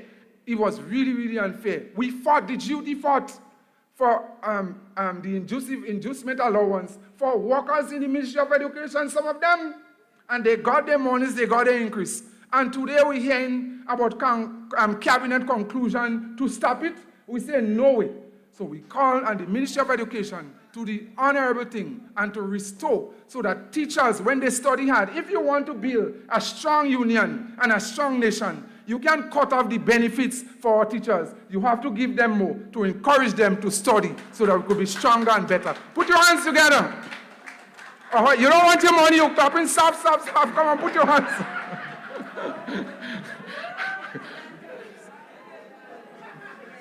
All right? Time release policy for teachers to facilitate studies. If you want our nation to grow with education and nation building, you can't be holding back. You have to be reasonable and you have to have it scheduled so that you know what the teachers are doing. But if you want a more productive and a stronger nation through education and nation building, you have to give the teachers the opportunity to go and study. It don't make sense they join, they're doing a course online, they have to do an exam, and the Ministry of Education, when they apply, say you don't go and do no exam, you can't go and do nothing. We have a weaker Grenada Union of Teachers and a weaker nation. So we ask you to be empathized and sympathetic to our members so that we can develop and grow stronger. Come on, if you agree that, give us a round of applause. Lack of upgrades for the technical teachers. You're talking about skills, not only in academic education, but the advancement of skills for the holistic development of Grenada, Carriacou, and Petit Matnik. So you have our technical teachers who went to train in Jamaica, some of them, and for years upon years, although their degree is comparable to that of Teachers College, they can't get their upgradement and such, and they lack money. And I know that Brother Jeremiah, when I spoke about it and we spoke about it in the last meeting, you could have almost seen Brother Jeremiah holding back a little tears, feeling sorry for the teachers. So we know that he's going to work towards compensation for the technical teachers. Do it fast, Brother Jeremiah. You're working well.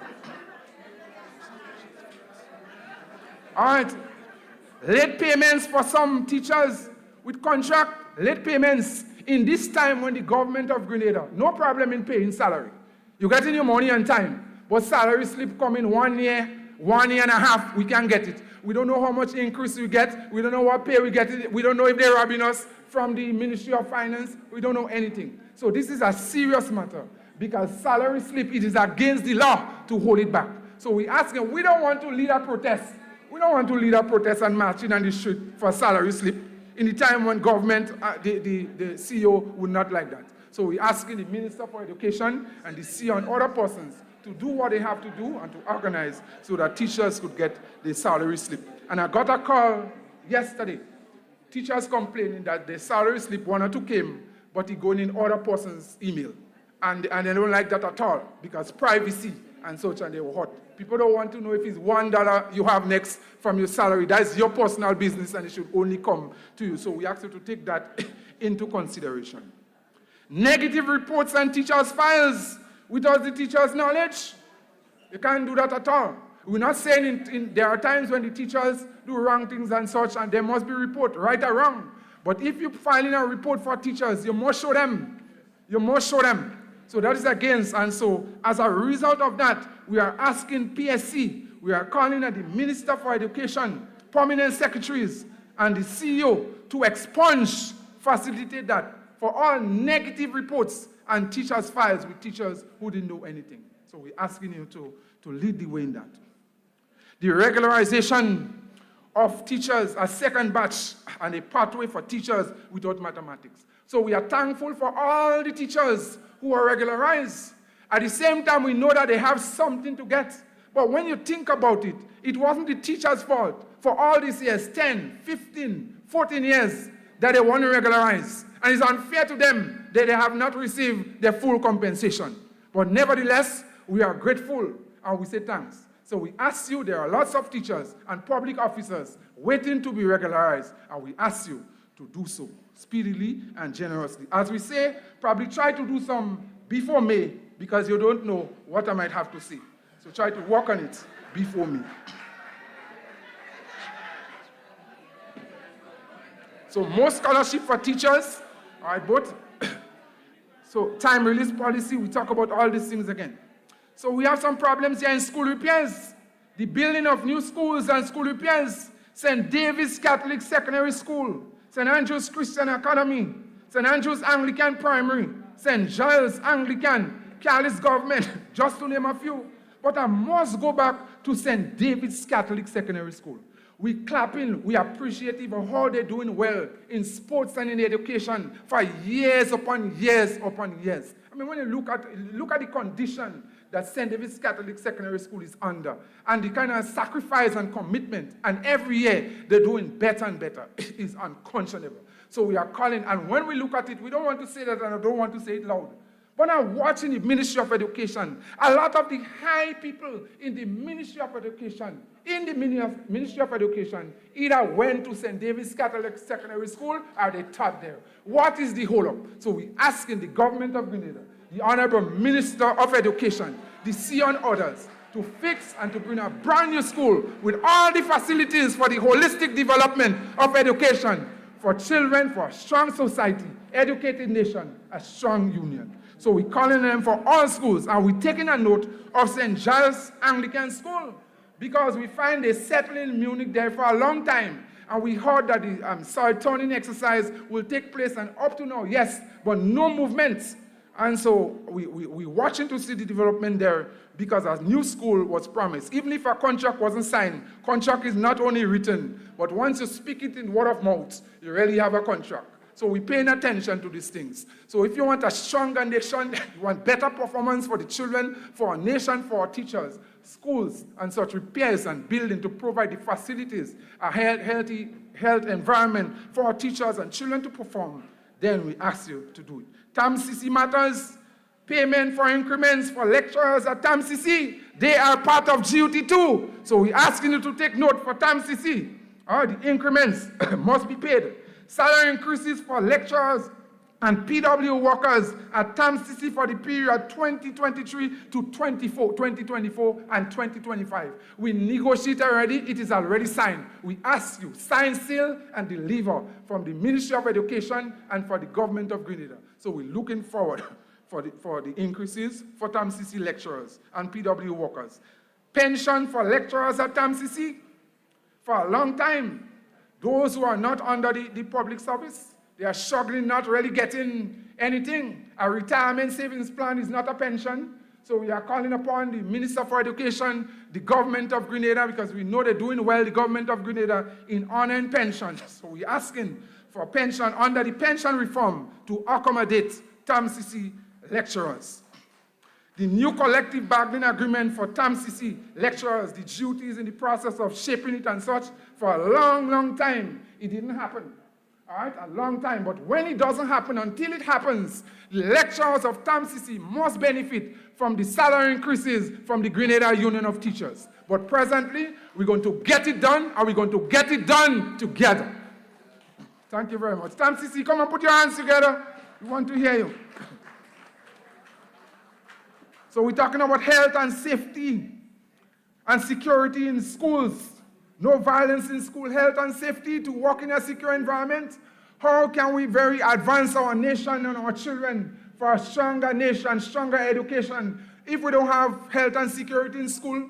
We see what is happening, and we heard what the minister said. But also our teachers, we don't want our teachers and our students to be afraid to go to school and to learn. And we observed for many times, we did approach the Ministry of Education for a few schools. We don't want to call them there. But where you have intruders, you have sometimes parents, siblings, you have even children coming in school, attacking other children, attacking principals and teachers, and the duty say no to that. And we condemn every form of violence in school. And we recognize and condemn the incident that happened in Carriacou and Petit Matnik with Hillsborough secondary student, with the student that was brutally murdered and raped. We say no to that and such. So these are the moments that we call in at the Ministry of Education, we call on the government of Grenada to try to get it right. We know we're going forward in transformation, but for peace and tranquility in our nation, we must have unity and strength and security for all. We also have a problem with NIS. NIS pension. That is a serious, serious threat. So after we have the restoration of pension for teachers and public officers, you have the NIS going backward, putting teachers and public officers and other workers in what you call a new type of NIS poverty, old age poverty, up to 25% from 2024. As you go on, you add the years 62, 63, 64, 65, up to 25% of your salary. And we know that the NIS pension is already low.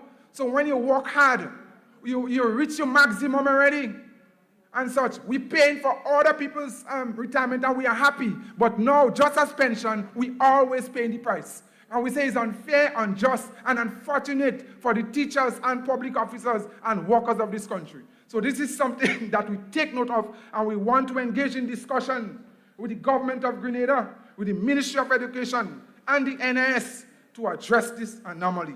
It is wrong, unfair. And we say that teachers cannot work until age 65 in this stressful environment. We say no to that. And I say here, teachers want to be alive at age 65.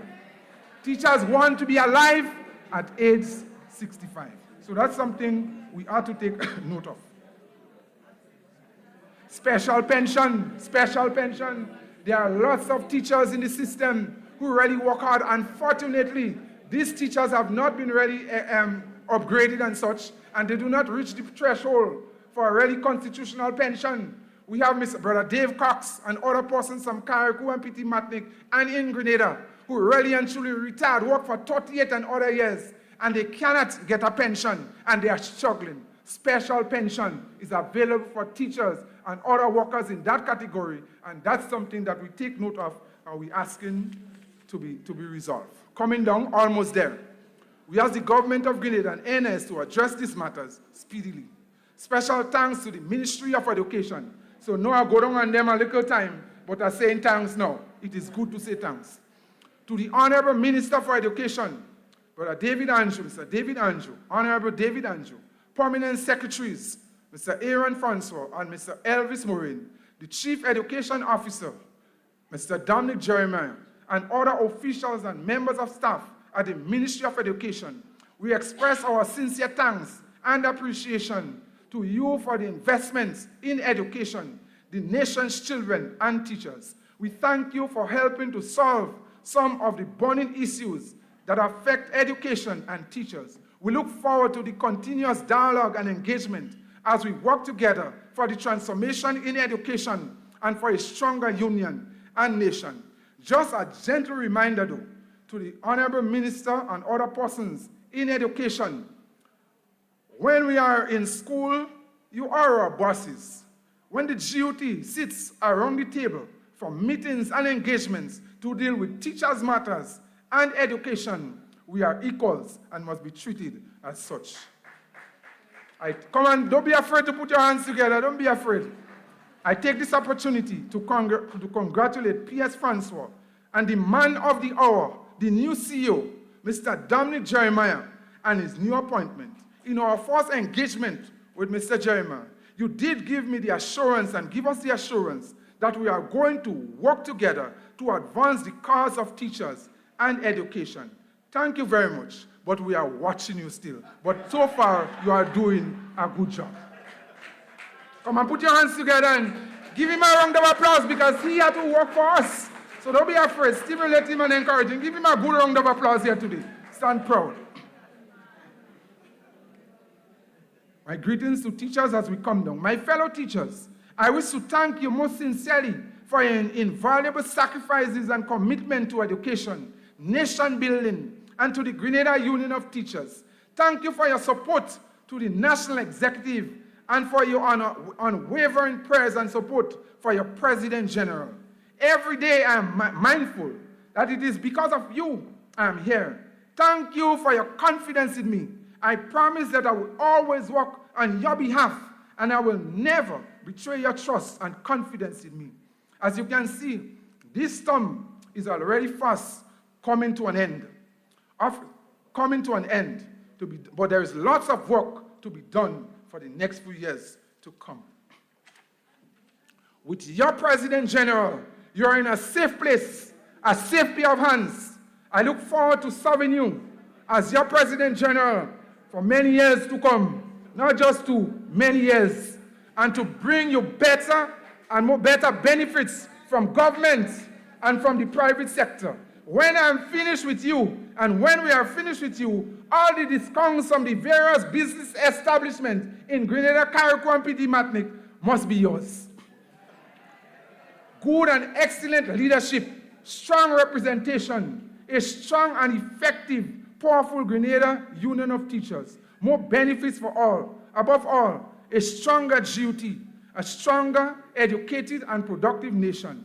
Your president has been tried and tested during the most difficult and challenging of times and has proven faithful to you and stood up to the test of time. No retreat, to show that I don't surrender or buck under pressure. No retreat, no surrender. Neither from the previous administration, the present administration, or anyone to come. Teacher Jude is the right man for the job. Excellent results, more better benefits, strong union, and excellent results. Come on, Brother Andal, Brother Marvin, put your hands together for me and for you. Once I die, you will stay. In my conclusion, I leave you with these few words. Malcolm X, education is the passport for the future, for tomorrow belongs to those who prepare for it today. Harry Bridges, the trade union movement represents the organized economic power of the workers. It is in reality the most potent and the most direct social insurance the workers can establish. Samuel Gompers, the most important word in the language of the working class is solidarity. Let us remember also that a strong union and a strong nation is not only about education, solidarity, productivity, and prosperity, but a transparent and upholding our Christian principles and values and virtues. Our nations can still be strong, and if we are not careful, we can go down the wrong direction. Our education system must build strong character, Christian morals, good and positive work ethics, and patriotic citizens. We must put God first in everything that we do. Fellow teachers, let us put our trust and confidence in Almighty God and in the Master Teacher, Jesus Christ, and be assured and encouraged by his prophetic words of Scripture. Psalm 1 verses 3, and I quote, "You shall be like a tree planted by the rivers of water, that brings forth its fruits in its season, whose leaf also shall not wither, and whatsoever he does or she does shall prosper. I wish us all the best for a very productive and successful 2 days of conference as we plan the way forward for building a strong trade union movement and nation through the power of solidarity and education. I thank you.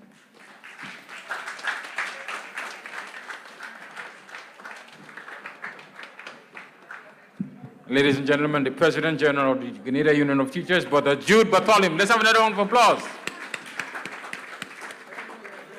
I ask you to briefly stand as we acknowledge the exit of Her Excellency Dame Cecile Lagrenade, Governor General of Grenada. Thank you for being here with us.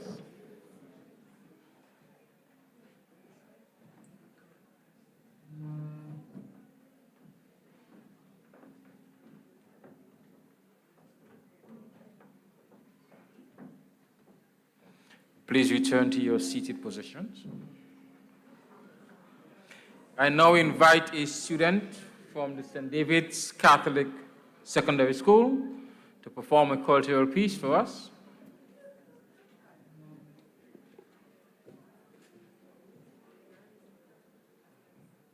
Let us welcome the young man to the stage.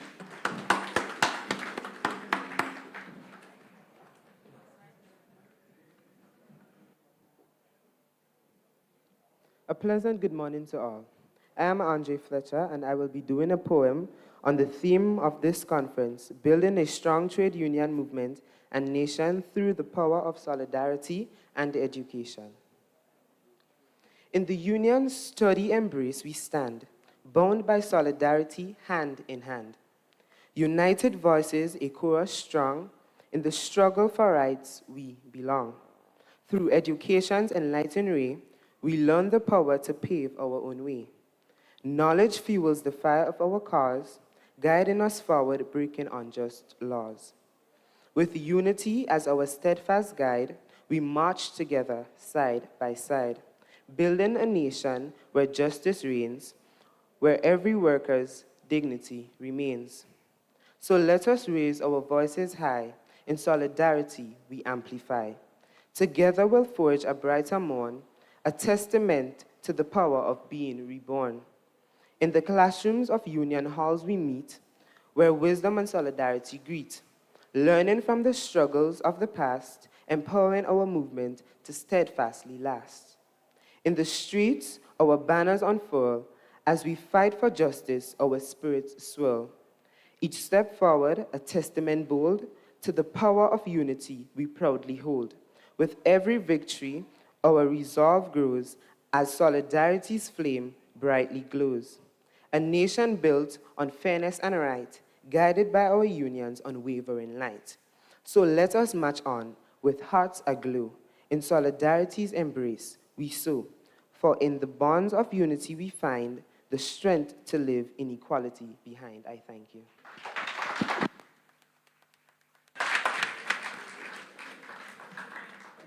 Very well done, young Andre Fletcher.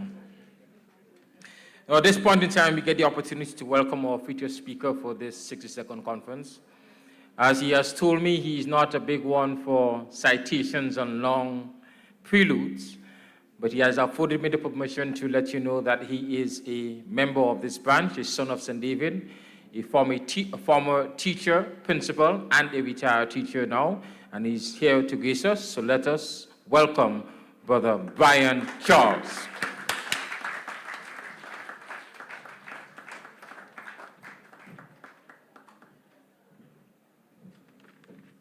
Thank you very much, Brother Marshall. Please allow me to abbreviate the protocol list, which has been repeated to us several times, by just greeting the members of the head table and to say good morning to everybody. Good morning to everybody. Good morning. Thank you very much. In addition, I would have to truncate my presentation because, quite frankly, Her Excellency and our most eloquent President General have already mentioned much of what I had to mention, especially in the area of the union, the strength of the union, and also solidarity. So I would go straight into education. Before I say that, though, we want to acknowledge the contributions of our founding fathers, those who have gone before us to make sure that this process is in place. This is the 62nd Annual General Conference. As a matter of fact, it is coincidental that this process was initiated in 1962, and we are celebrating the 62nd anniversary. The Constitution of the Grenada Union of Teachers mandates that this process takes place every year during the Easter vacation. And the Constitution also gives an outline of what needs to take place in this forum. And I must say, this is the highest decision-making forum of the Union and the most prestigious activity on its calendar. So I want to congratulate you, members of the Grenada Union of Teachers, on this 62nd anniversary, and to wish you all the best for the next 2 days.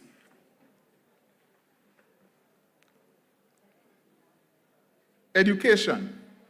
I'm going to read you 4 scenarios, and we'll just rest them, and hopefully by the time I'm finished, they will make sense to you. Ms. Alexander joined the staff of Mount Agnes Primary School in September 2018. 3 weeks later, the teachers' union called a sick out in protest for better salaries. Ms. Alexander went to a family doctor, obtained a sick leave certificate for the period of protest, which she submitted to her principal. Second scenario. The principal and staff of Palmis Primary School reviewed the areas for improvement and made plans to address these weaknesses during the ensuing school year. However, they put aside their plans to focus on areas recommended by the Ministry of Education based on the results of the CPA exams. Thirdly, James, a young man, was standing in the bus terminal for some time.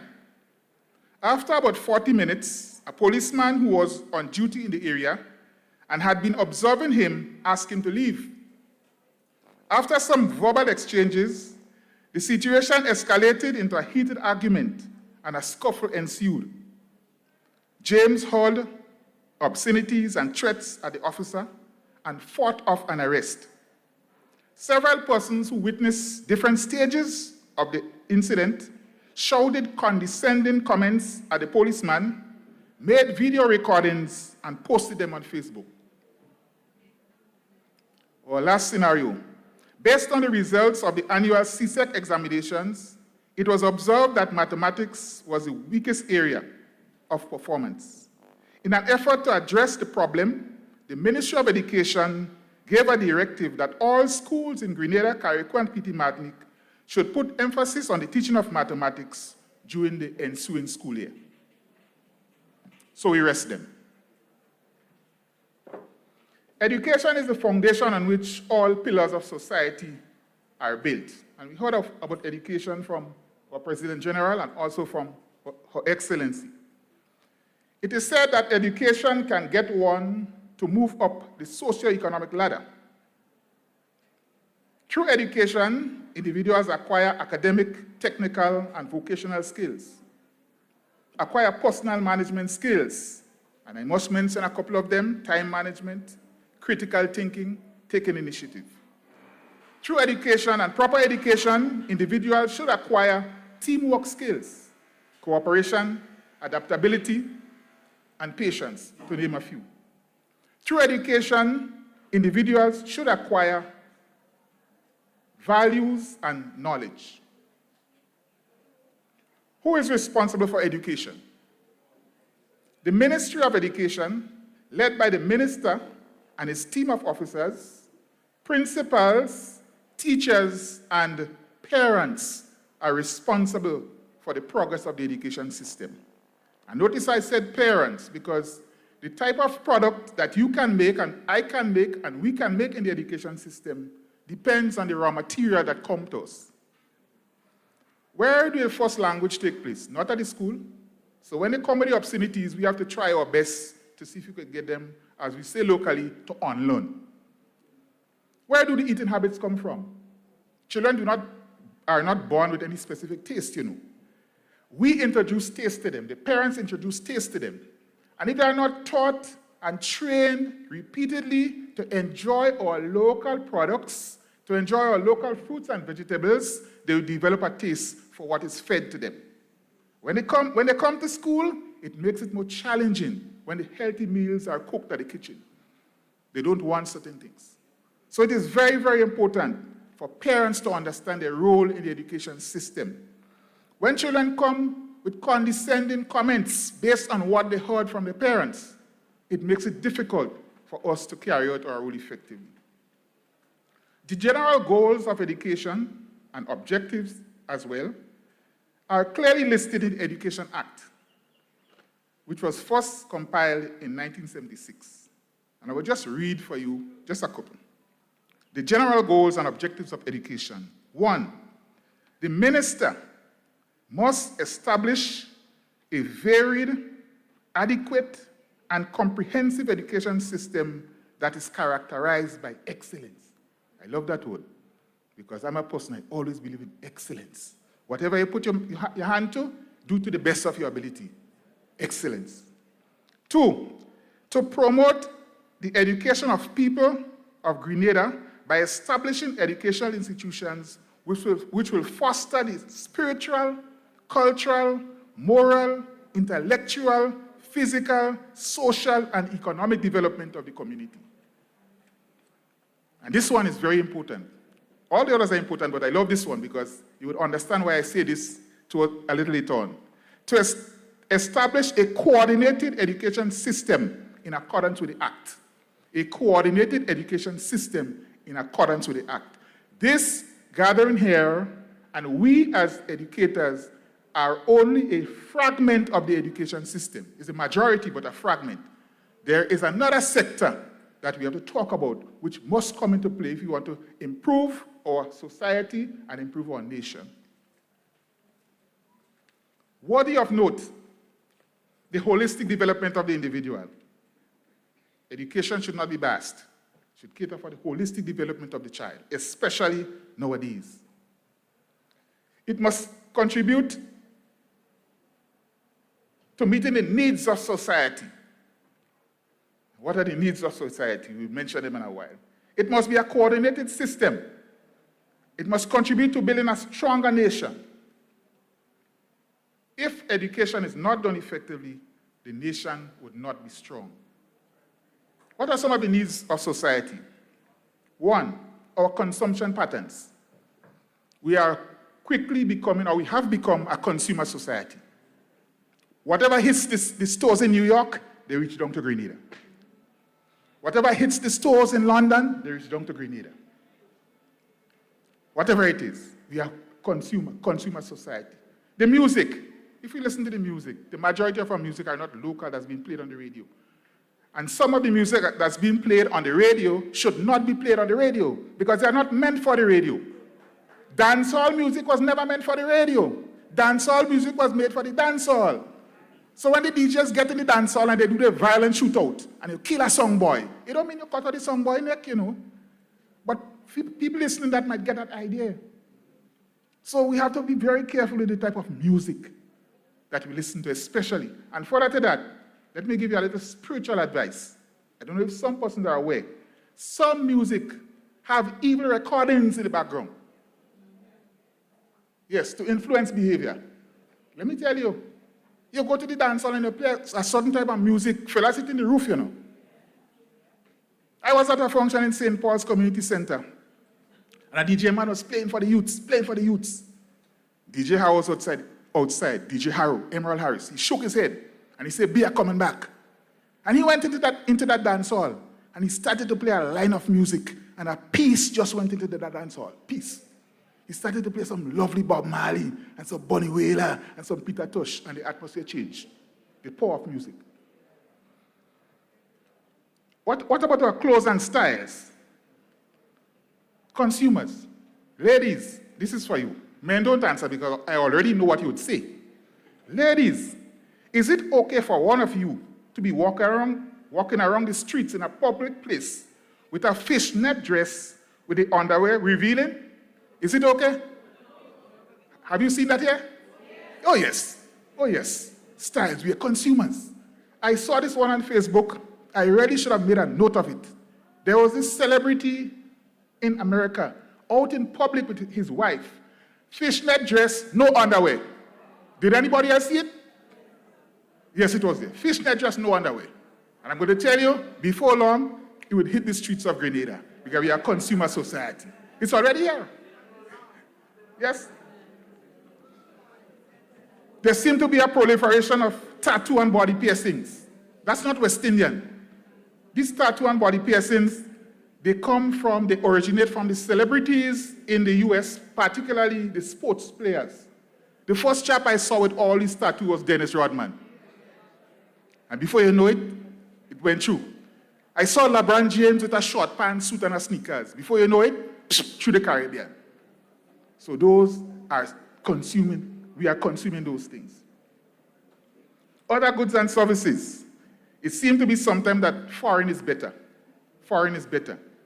But we have to understand that there must be an improvement in our consumption patterns. There must be an improvement in strong moral and values. Why are there so many missing teens? If an individual values himself or herself, would you even go and spend all his time with a male, not companion, but a male individual? Because sometimes they're not companions. Little girls with big grown men, little boys with big grown men. At one time, we had to be afraid for our girls. Now we have to be afraid for our boys and our girls because both sex go missing. Morals and values are important. If an individual has self-worth, that may be limited. As a matter of fact, where do they go? Do they go on retreat? Do they go and study? Where do they go? Well, we all know. And the funny thing is that you are never told after. All we are told, they're found. They're found. Well, tell us what you find them doing now. They're found. They're found. There must be need for patriotism in our country. Too many of our public property is being vandalized. Look at the toilets in the market. I saw it on the news. People just go in and just break them up. A lot of roadsides are put up all over the country to warn motorists, breaking them up. They come into your schools and they're just doing things. My heart went out for Jenny in St. Andrew's Anglican. As though they have a spite for Jenny. Only go down and burn the girls' school, just burning the girls' school. There's need for a certain level of patriotism, and we have to teach it. Cleanliness. The most enjoyable time I had in Grenada in my entire life was January and February. Clean up, the place nice. Everybody cleaning up, our friends here about cleaning up. But that should not be restricted to them. That should be a lifestyle. That should be a common practice that we do. My hobby is going by the sea, fishing. And ladies and gentlemen, comrades, it is just ridiculous to see the amount of garbage that ends up by the sea. It's just ridiculous.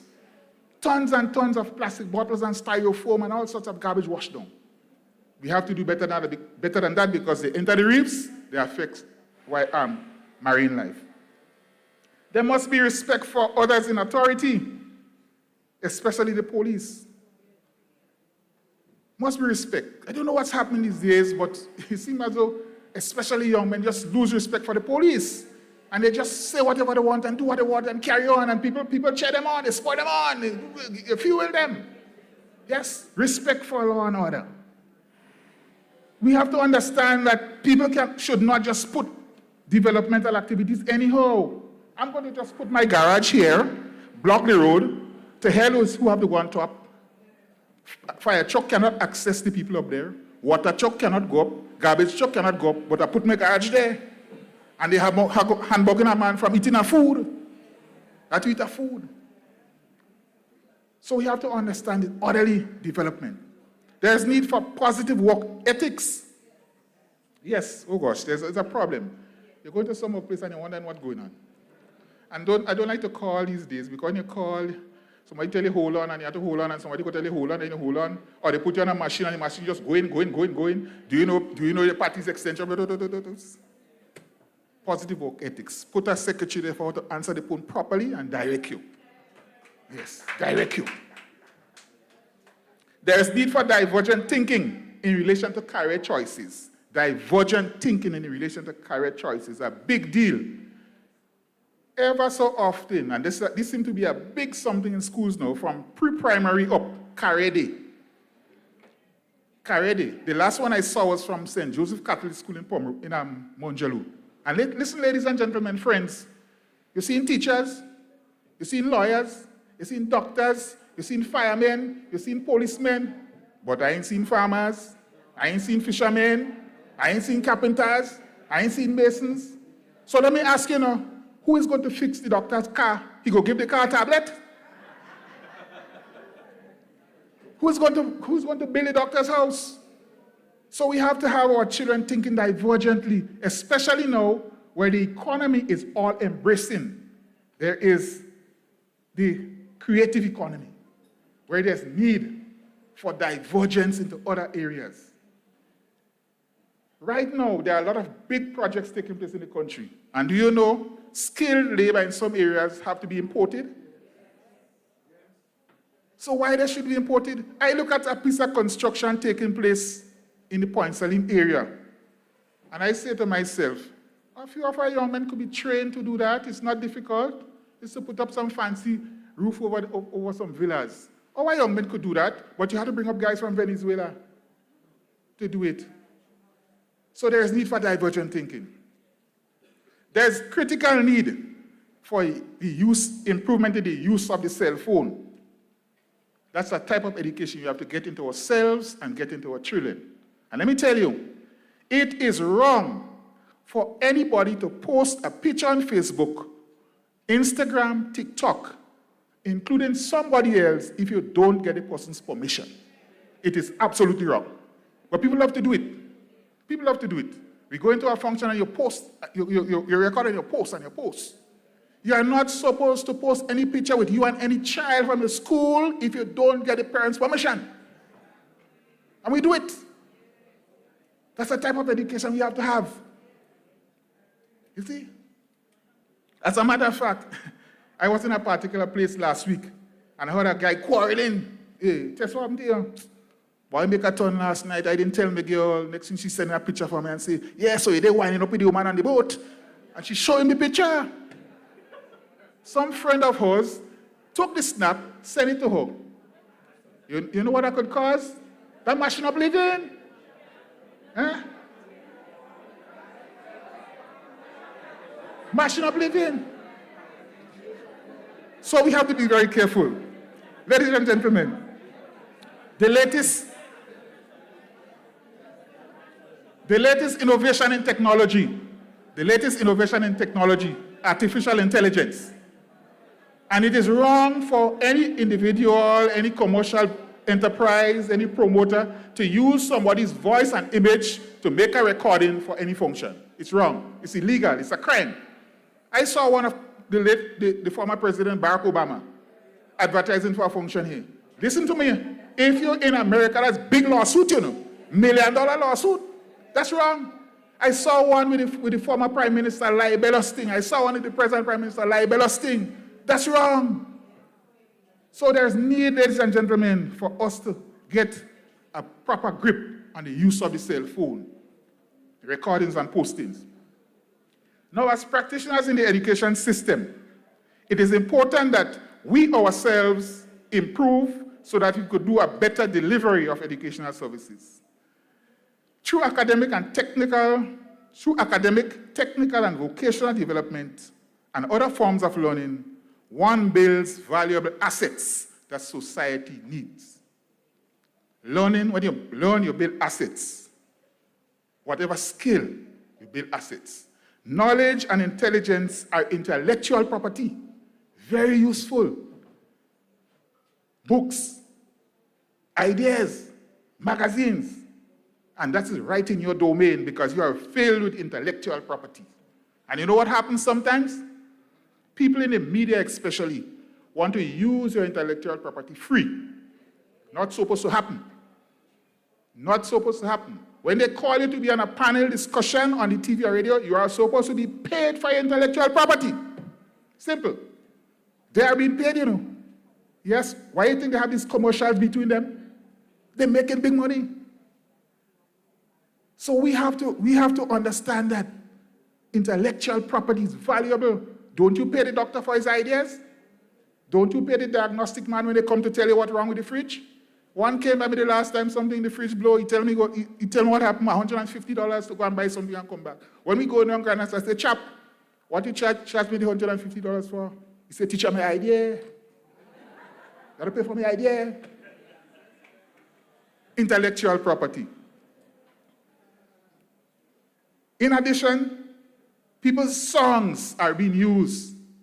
When a person's song or the music is used, according to the Copyright Act, they're supposed to be compensated.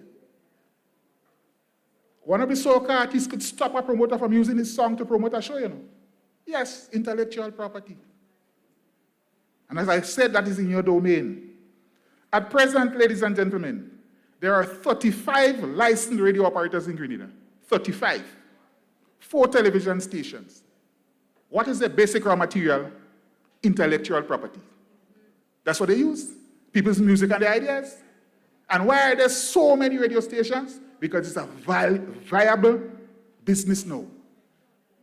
Grenadians like to talk, so you have calling program and you think, and you call them and you this and that and so on.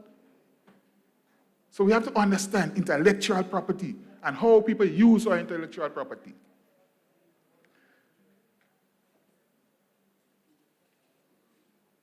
There should be improvement, as I said before, in terms of values. Now, we all have friends that we love to be around. Nice, encouraging, positive, always have an idea, supportive, jovial, with a positive spirit. These are assets. Assets. They add to whatever environment. And then there are those liabilities. Lord, we prefer them not to be around. They're negative. They are the principal truth. They're beating on ideas. Everything bothering them. Everything threatening them. Those are liabilities. Liabilities. And society needs assets, not liabilities. Assets. When we think about the 390 inmates at Her Majesty's prison, those are liabilities. They're not producing. When we think about the 5,300 households on the SEED program, those are liabilities. They're not producing. And some of them could produce, you know. Some of them could produce liabilities. So if we want to improve our education system, ladies and gentlemen, we have to decide whether we want to be an asset to the development of the country, or a liability. And I would encourage you, try to be an asset. Be supportive. Be encouraging. You know, be jovial. Don't beat down every idea. And negative, right? They have some friends, I don't like to meet them. Before you meet them, they weigh you down with that sort of thing. You know, don't matter where they meet you, or they going, and oh gosh, man, stop. Be positive. Be positive. Embrace every opportunity for learning, ladies and gentlemen. Every opportunity. Whatever aspect we could get for learning, we have to embrace it. For example, every school should have a copy of the Constitution of Grenada. It gives the fundamental rights of citizens. This should be part of every school's armory after the Bible.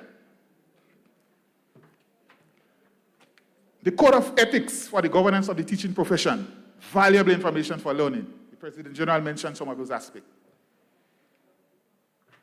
The Constitution of the Grenada Union of Teachers. Valuable.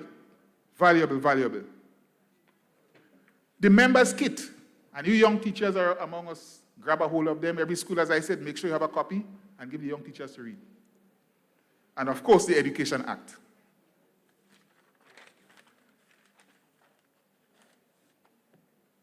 James, for example, who was standing in the bus terminal, was not aware that he was breaking the law. If James was aware of what the Constitution says, and if James was aware of what the law says, by the way, the Constitution, although it is the supreme law of the land, it does not have everything. You have to get other aspects from the Ministry of Legal Affairs. But there are certain basic aspects that could be taught. And listen, James, who was standing in the bus terminal, was not aware that he was breaking the law, you know.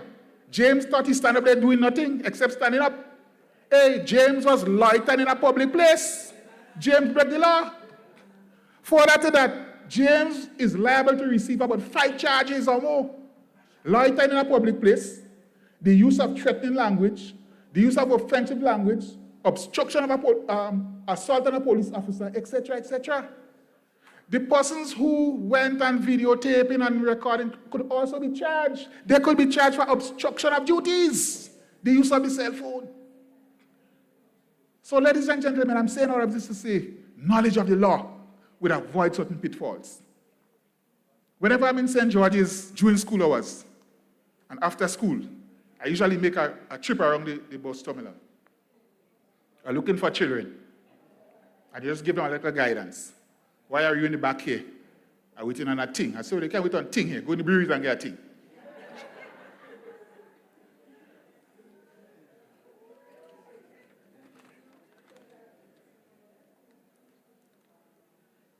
Ladies and gentlemen, we have to be correct in terms of industrial actions.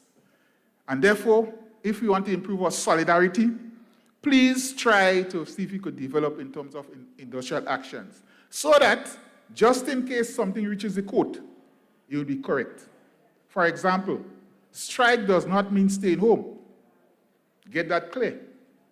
Strike does not mean staying home. There's a way to get around it. Our employer is here, so I wouldn't tell you here. I could tell you in another forum, but there's a way to get around it. But strike does not mean staying home. No. And further to that, principals, anytime the union calls for a strike, you have to go and open the public school. If it's a sick out, you have to go and open the school. If you do not open the school, you are infringing on the rights and freedoms of other members of staff. Not everybody wants to do everything. They must be allowed their free will. You have to open the school. As I mentioned about strike, we all are aware that the nature of teaching does not always allow us to go and not work, because we're so kind-hearted and nice and loving and sensitive. To go on the job and don't work it very hard. But you know, strike, you're supposed to go on the job and withhold your labor. Yeah, that's what it is, you know. Go and withhold your labor. As I said, I could tell you how to get around it in another forum, right? So we're going to do that. Sick out. Miss went to her family doctor and got a sick leave for sick out. But Miss wasn't really wrong, you know.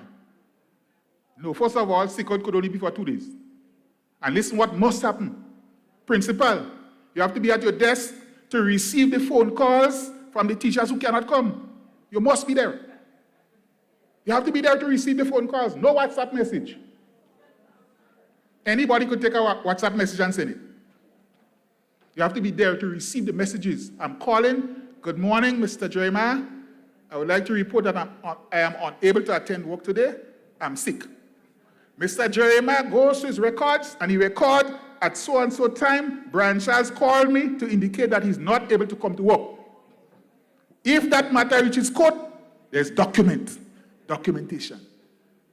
Because a lot of times people do not understand until things reach the court. So we have to ensure that we are proper, we are correct legally when we are making certain decisions in terms of industrial action. As I mentioned about sick out, it can be for 2 days, according to what we have to do. Then you go back out to work, and another 2 days, and so on, without a sick leave. Or as well, you could just get sick leave, no problem. I got one. I remember I was working in a school on the western side, and I got one during some strike action. Not one, I got a few. And you know what was the diagnosis? Generalized malaise. Generalized malaise. I said, well, everybody has malaise. Generalized malaise. But at least it was documented and done properly. Now, with reference to the delivery of education, it is not the responsibility of the Ministry of Education to give directives for improvement to take place. And that's a serious problem we have inherited over the years, where directives just come from the Ministry of Education. Anyhow, all kind of means. And you know what? Sometimes they seem subjective.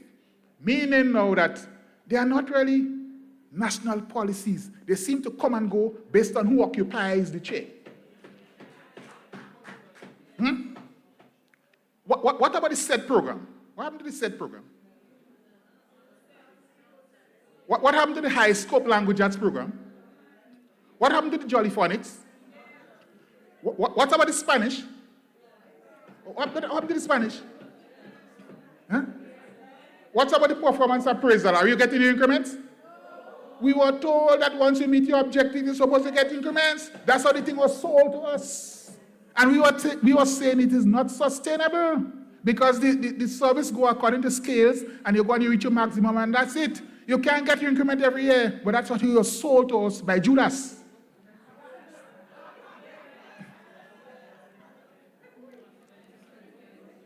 How long will we keep experimenting with universal secondary education?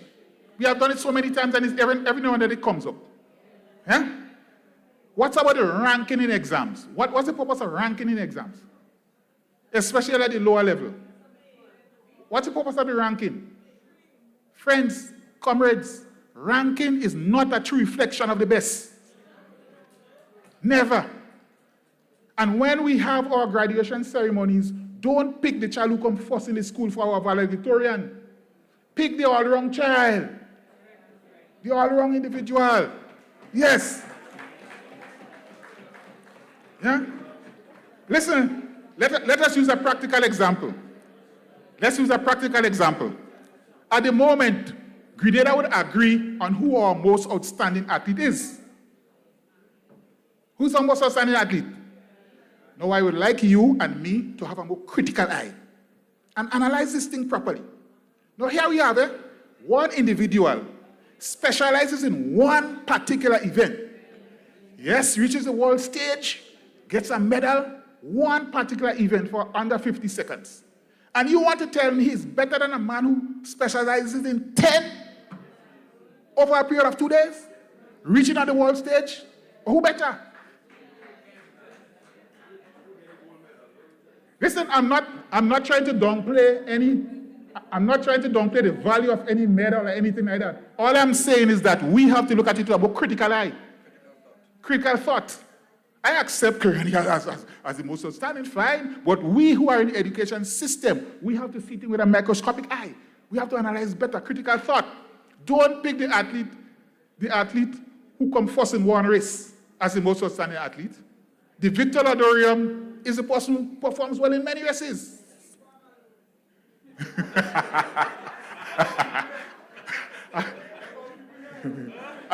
As I'm saying, I'm not attacking anybody. I'm just trying to make a reference to help us to understand critical thinking.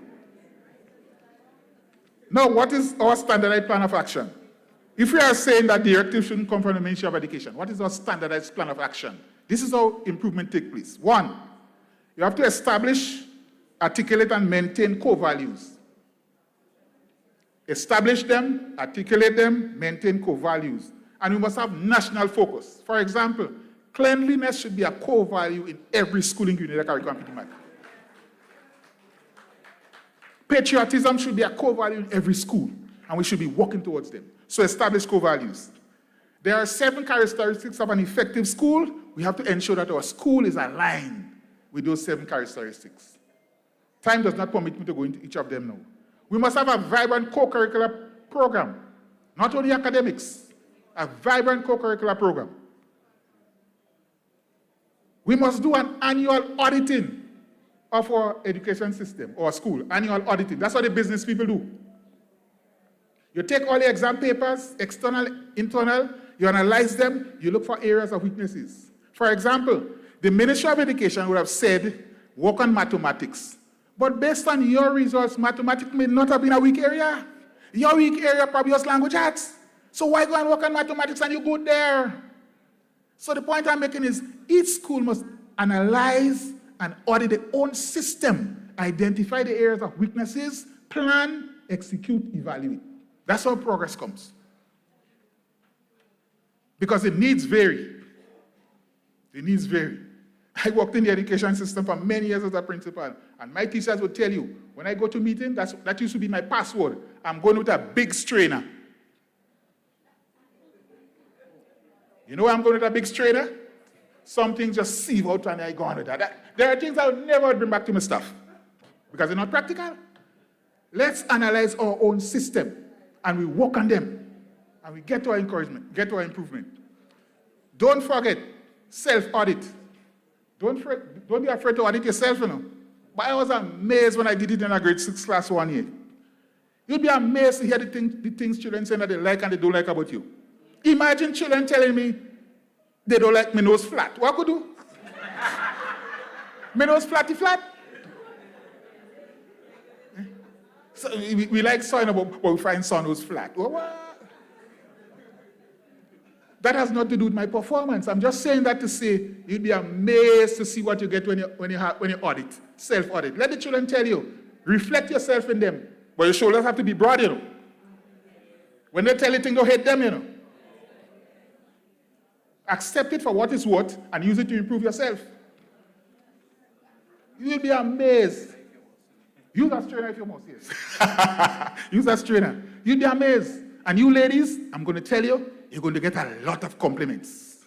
They like this, they like that, they like the other, all sorts of things. But don't be afraid to audit. Audit in performance. Self-audit. Don't be afraid of it.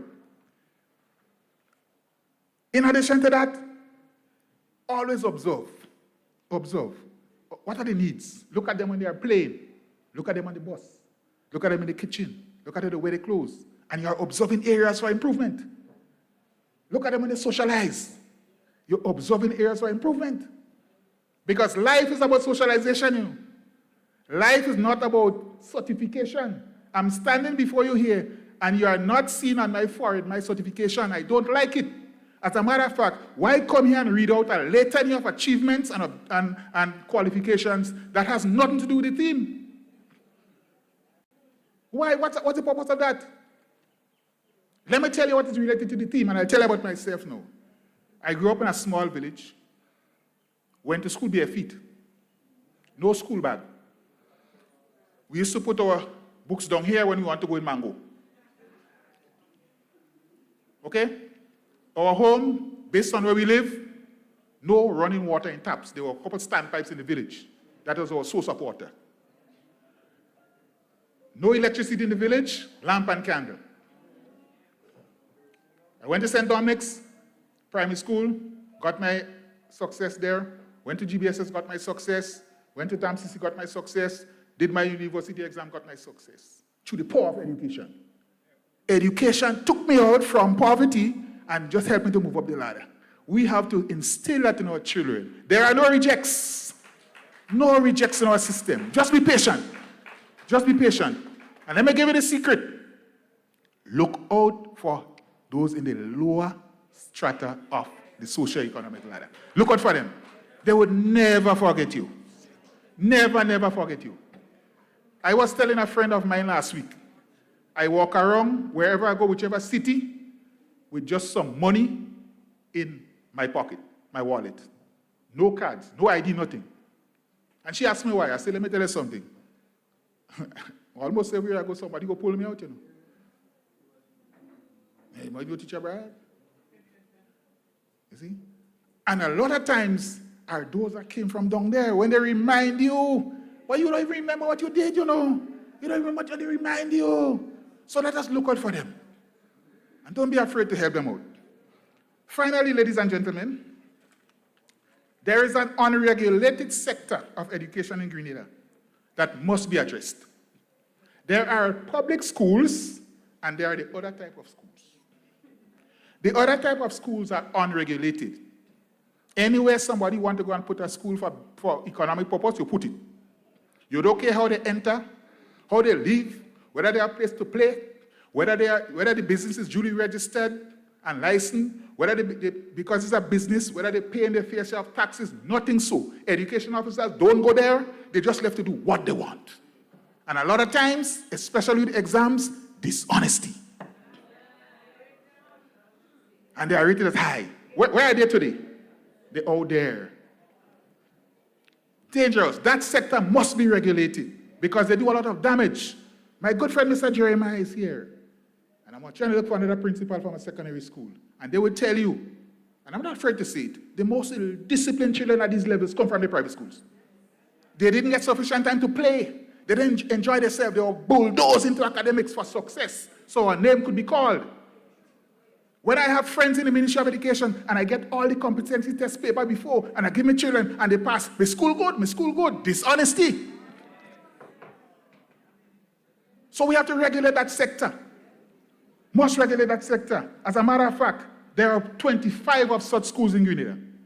21 primary, 4 secondary. That sector must be regulated for national development, for improving the nation, for producing all-round citizens. When the children leave there, they must be able to sing a soca and plant a seed and bake something and do what and what and what.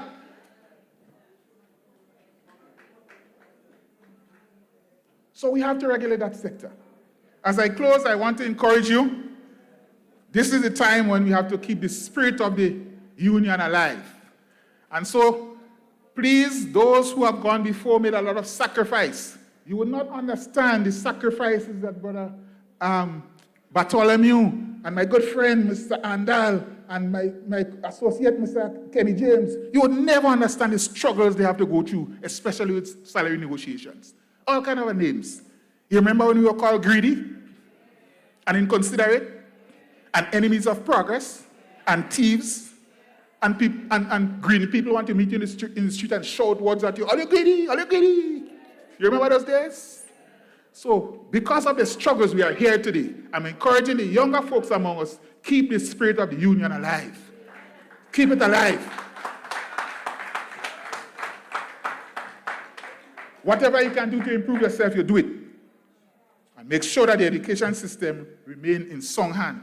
Long live the spirit of trade unionism in Grenada. Long live the spirit of the Grenada Union of Teachers. Solidarity forever. Solidarity forever. Solidarity forever. Solidarity forever. For the union makes me strong. Thank you.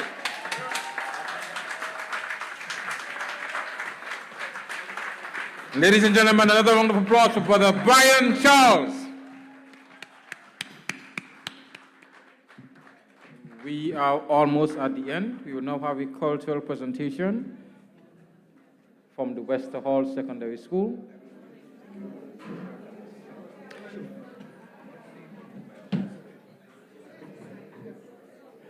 The driver of PA 426, your lights are on, your headlights are on. The driver of PA 426, kindly check upon your vehicle.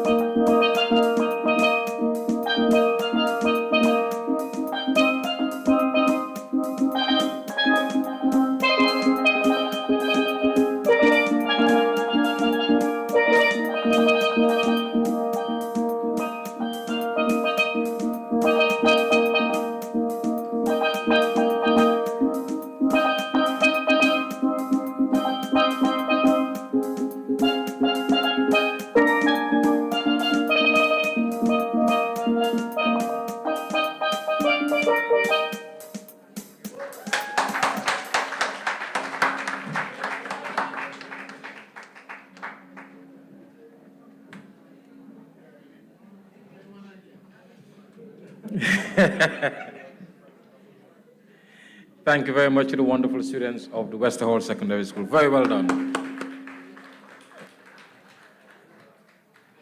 The final agenda on our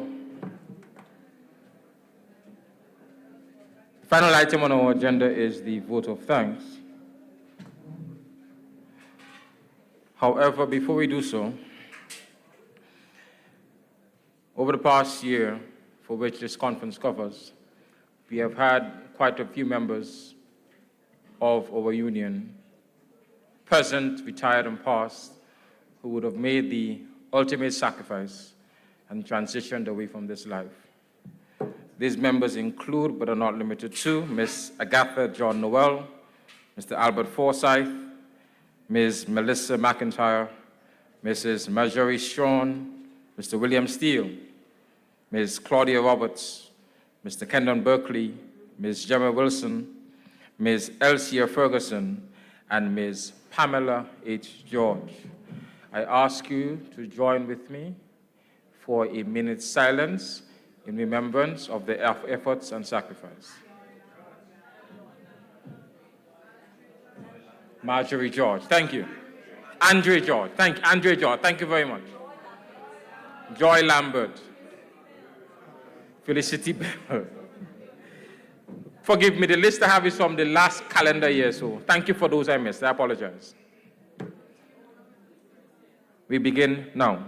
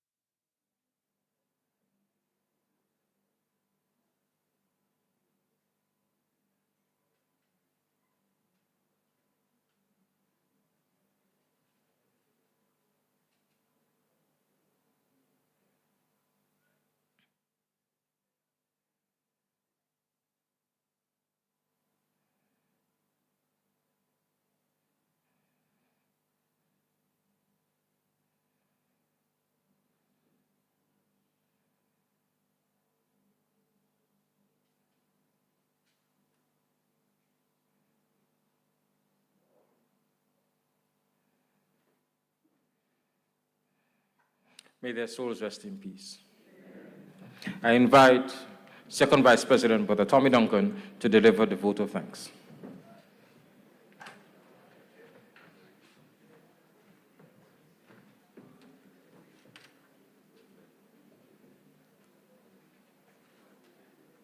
Her Excellency, Dame Cecile Lagrenade, Governor General, Honorable David Andrew, Minister for Education, Senator Andre Lewis, Labour Senator and President of the Grenada Trade Unions Council, and other union representatives.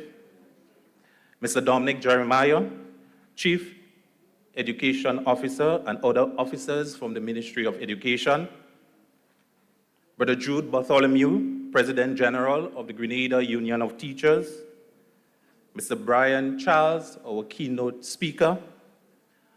Father Gabriel Asang and other religious ministers, past presidents and other past officers of the Grenada Union of Teachers.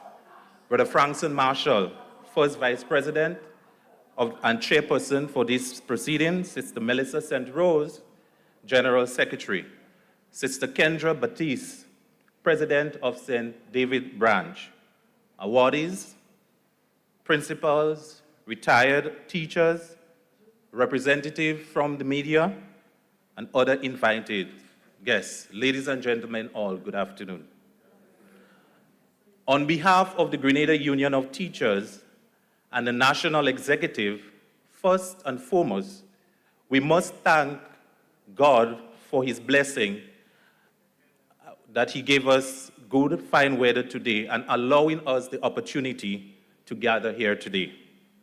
I extend heartfelt gratitude to Her Excellency, in her absence, Dame Cecile Lagrenard, for her kind remarks, presentation of honorary membership, and graciously declaring the conference open, setting a tone of inspiration and purpose for our gathering.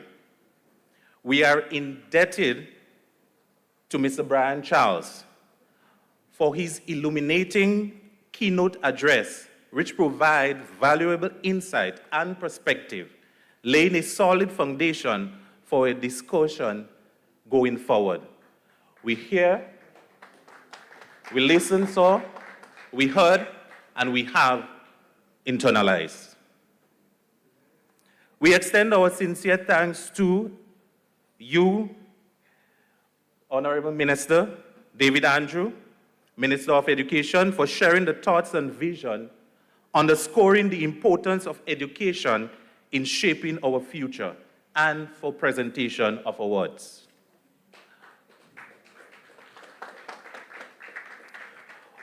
Our gratitude also extends to our Chairperson and Vice President, Brother Frankson Marshall, for his leadership and guidance throughout the conference and ensuring its success. Thank you, sir. A heartfelt thank you is extended to the President of St. David Branch, Sister Kendra Batiste, and her branch members for your hospitality and graciousness in hosting this esteemed gathering. We do feel welcome. We express our appreciation to Sister Terenika Lett for her stirring rendition of the national anthem, instilling a sense of pride and unity among us. Our heartfelt thank you to Father Gabriel Osang for his solemn invocation, setting a tone of reverence and reflection as we embark on our deliberation. We commend the St. David Branch for the uplifting praise and worship, and it was indeed uplifting. They have fostered an atmosphere of spiritual renewal and camaraderie. Our gratitude goes out to you, our General Secretary, Sister Melissa St. Rose, for the solidarity messages from both home and abroad, reminding us of the importance of unity and collaboration in our endeavor. We are grateful, and very much grateful, to young Christian Niles of the Current Government School, young Andre Fletcher, the St. David's Catholic Secondary School, and the Westall Secondary School for the captivated cultural presentation, enriching us and making sure that our experience was good. Thank you. How can we forget? You can go ahead and clap. How can we forget the generosity of the staff and principal of the Board of Management of the St. Joseph Catholic School, Primrose, for allowing us the facilities that we are using here now. Sincere thanks to you. To you teachers, retired teachers, and principals, and special invited guests, we thank you. Last but not least, our awardees, we thank you for your service. In conclusion, let us carry forward the spirit of collaboration, inspiration, and purpose cultivated in this conference as we strive toward building a strong trade union movement and nation through solidarity and education. Thank you all for your participation and your contribution. Warm regards. Thank you.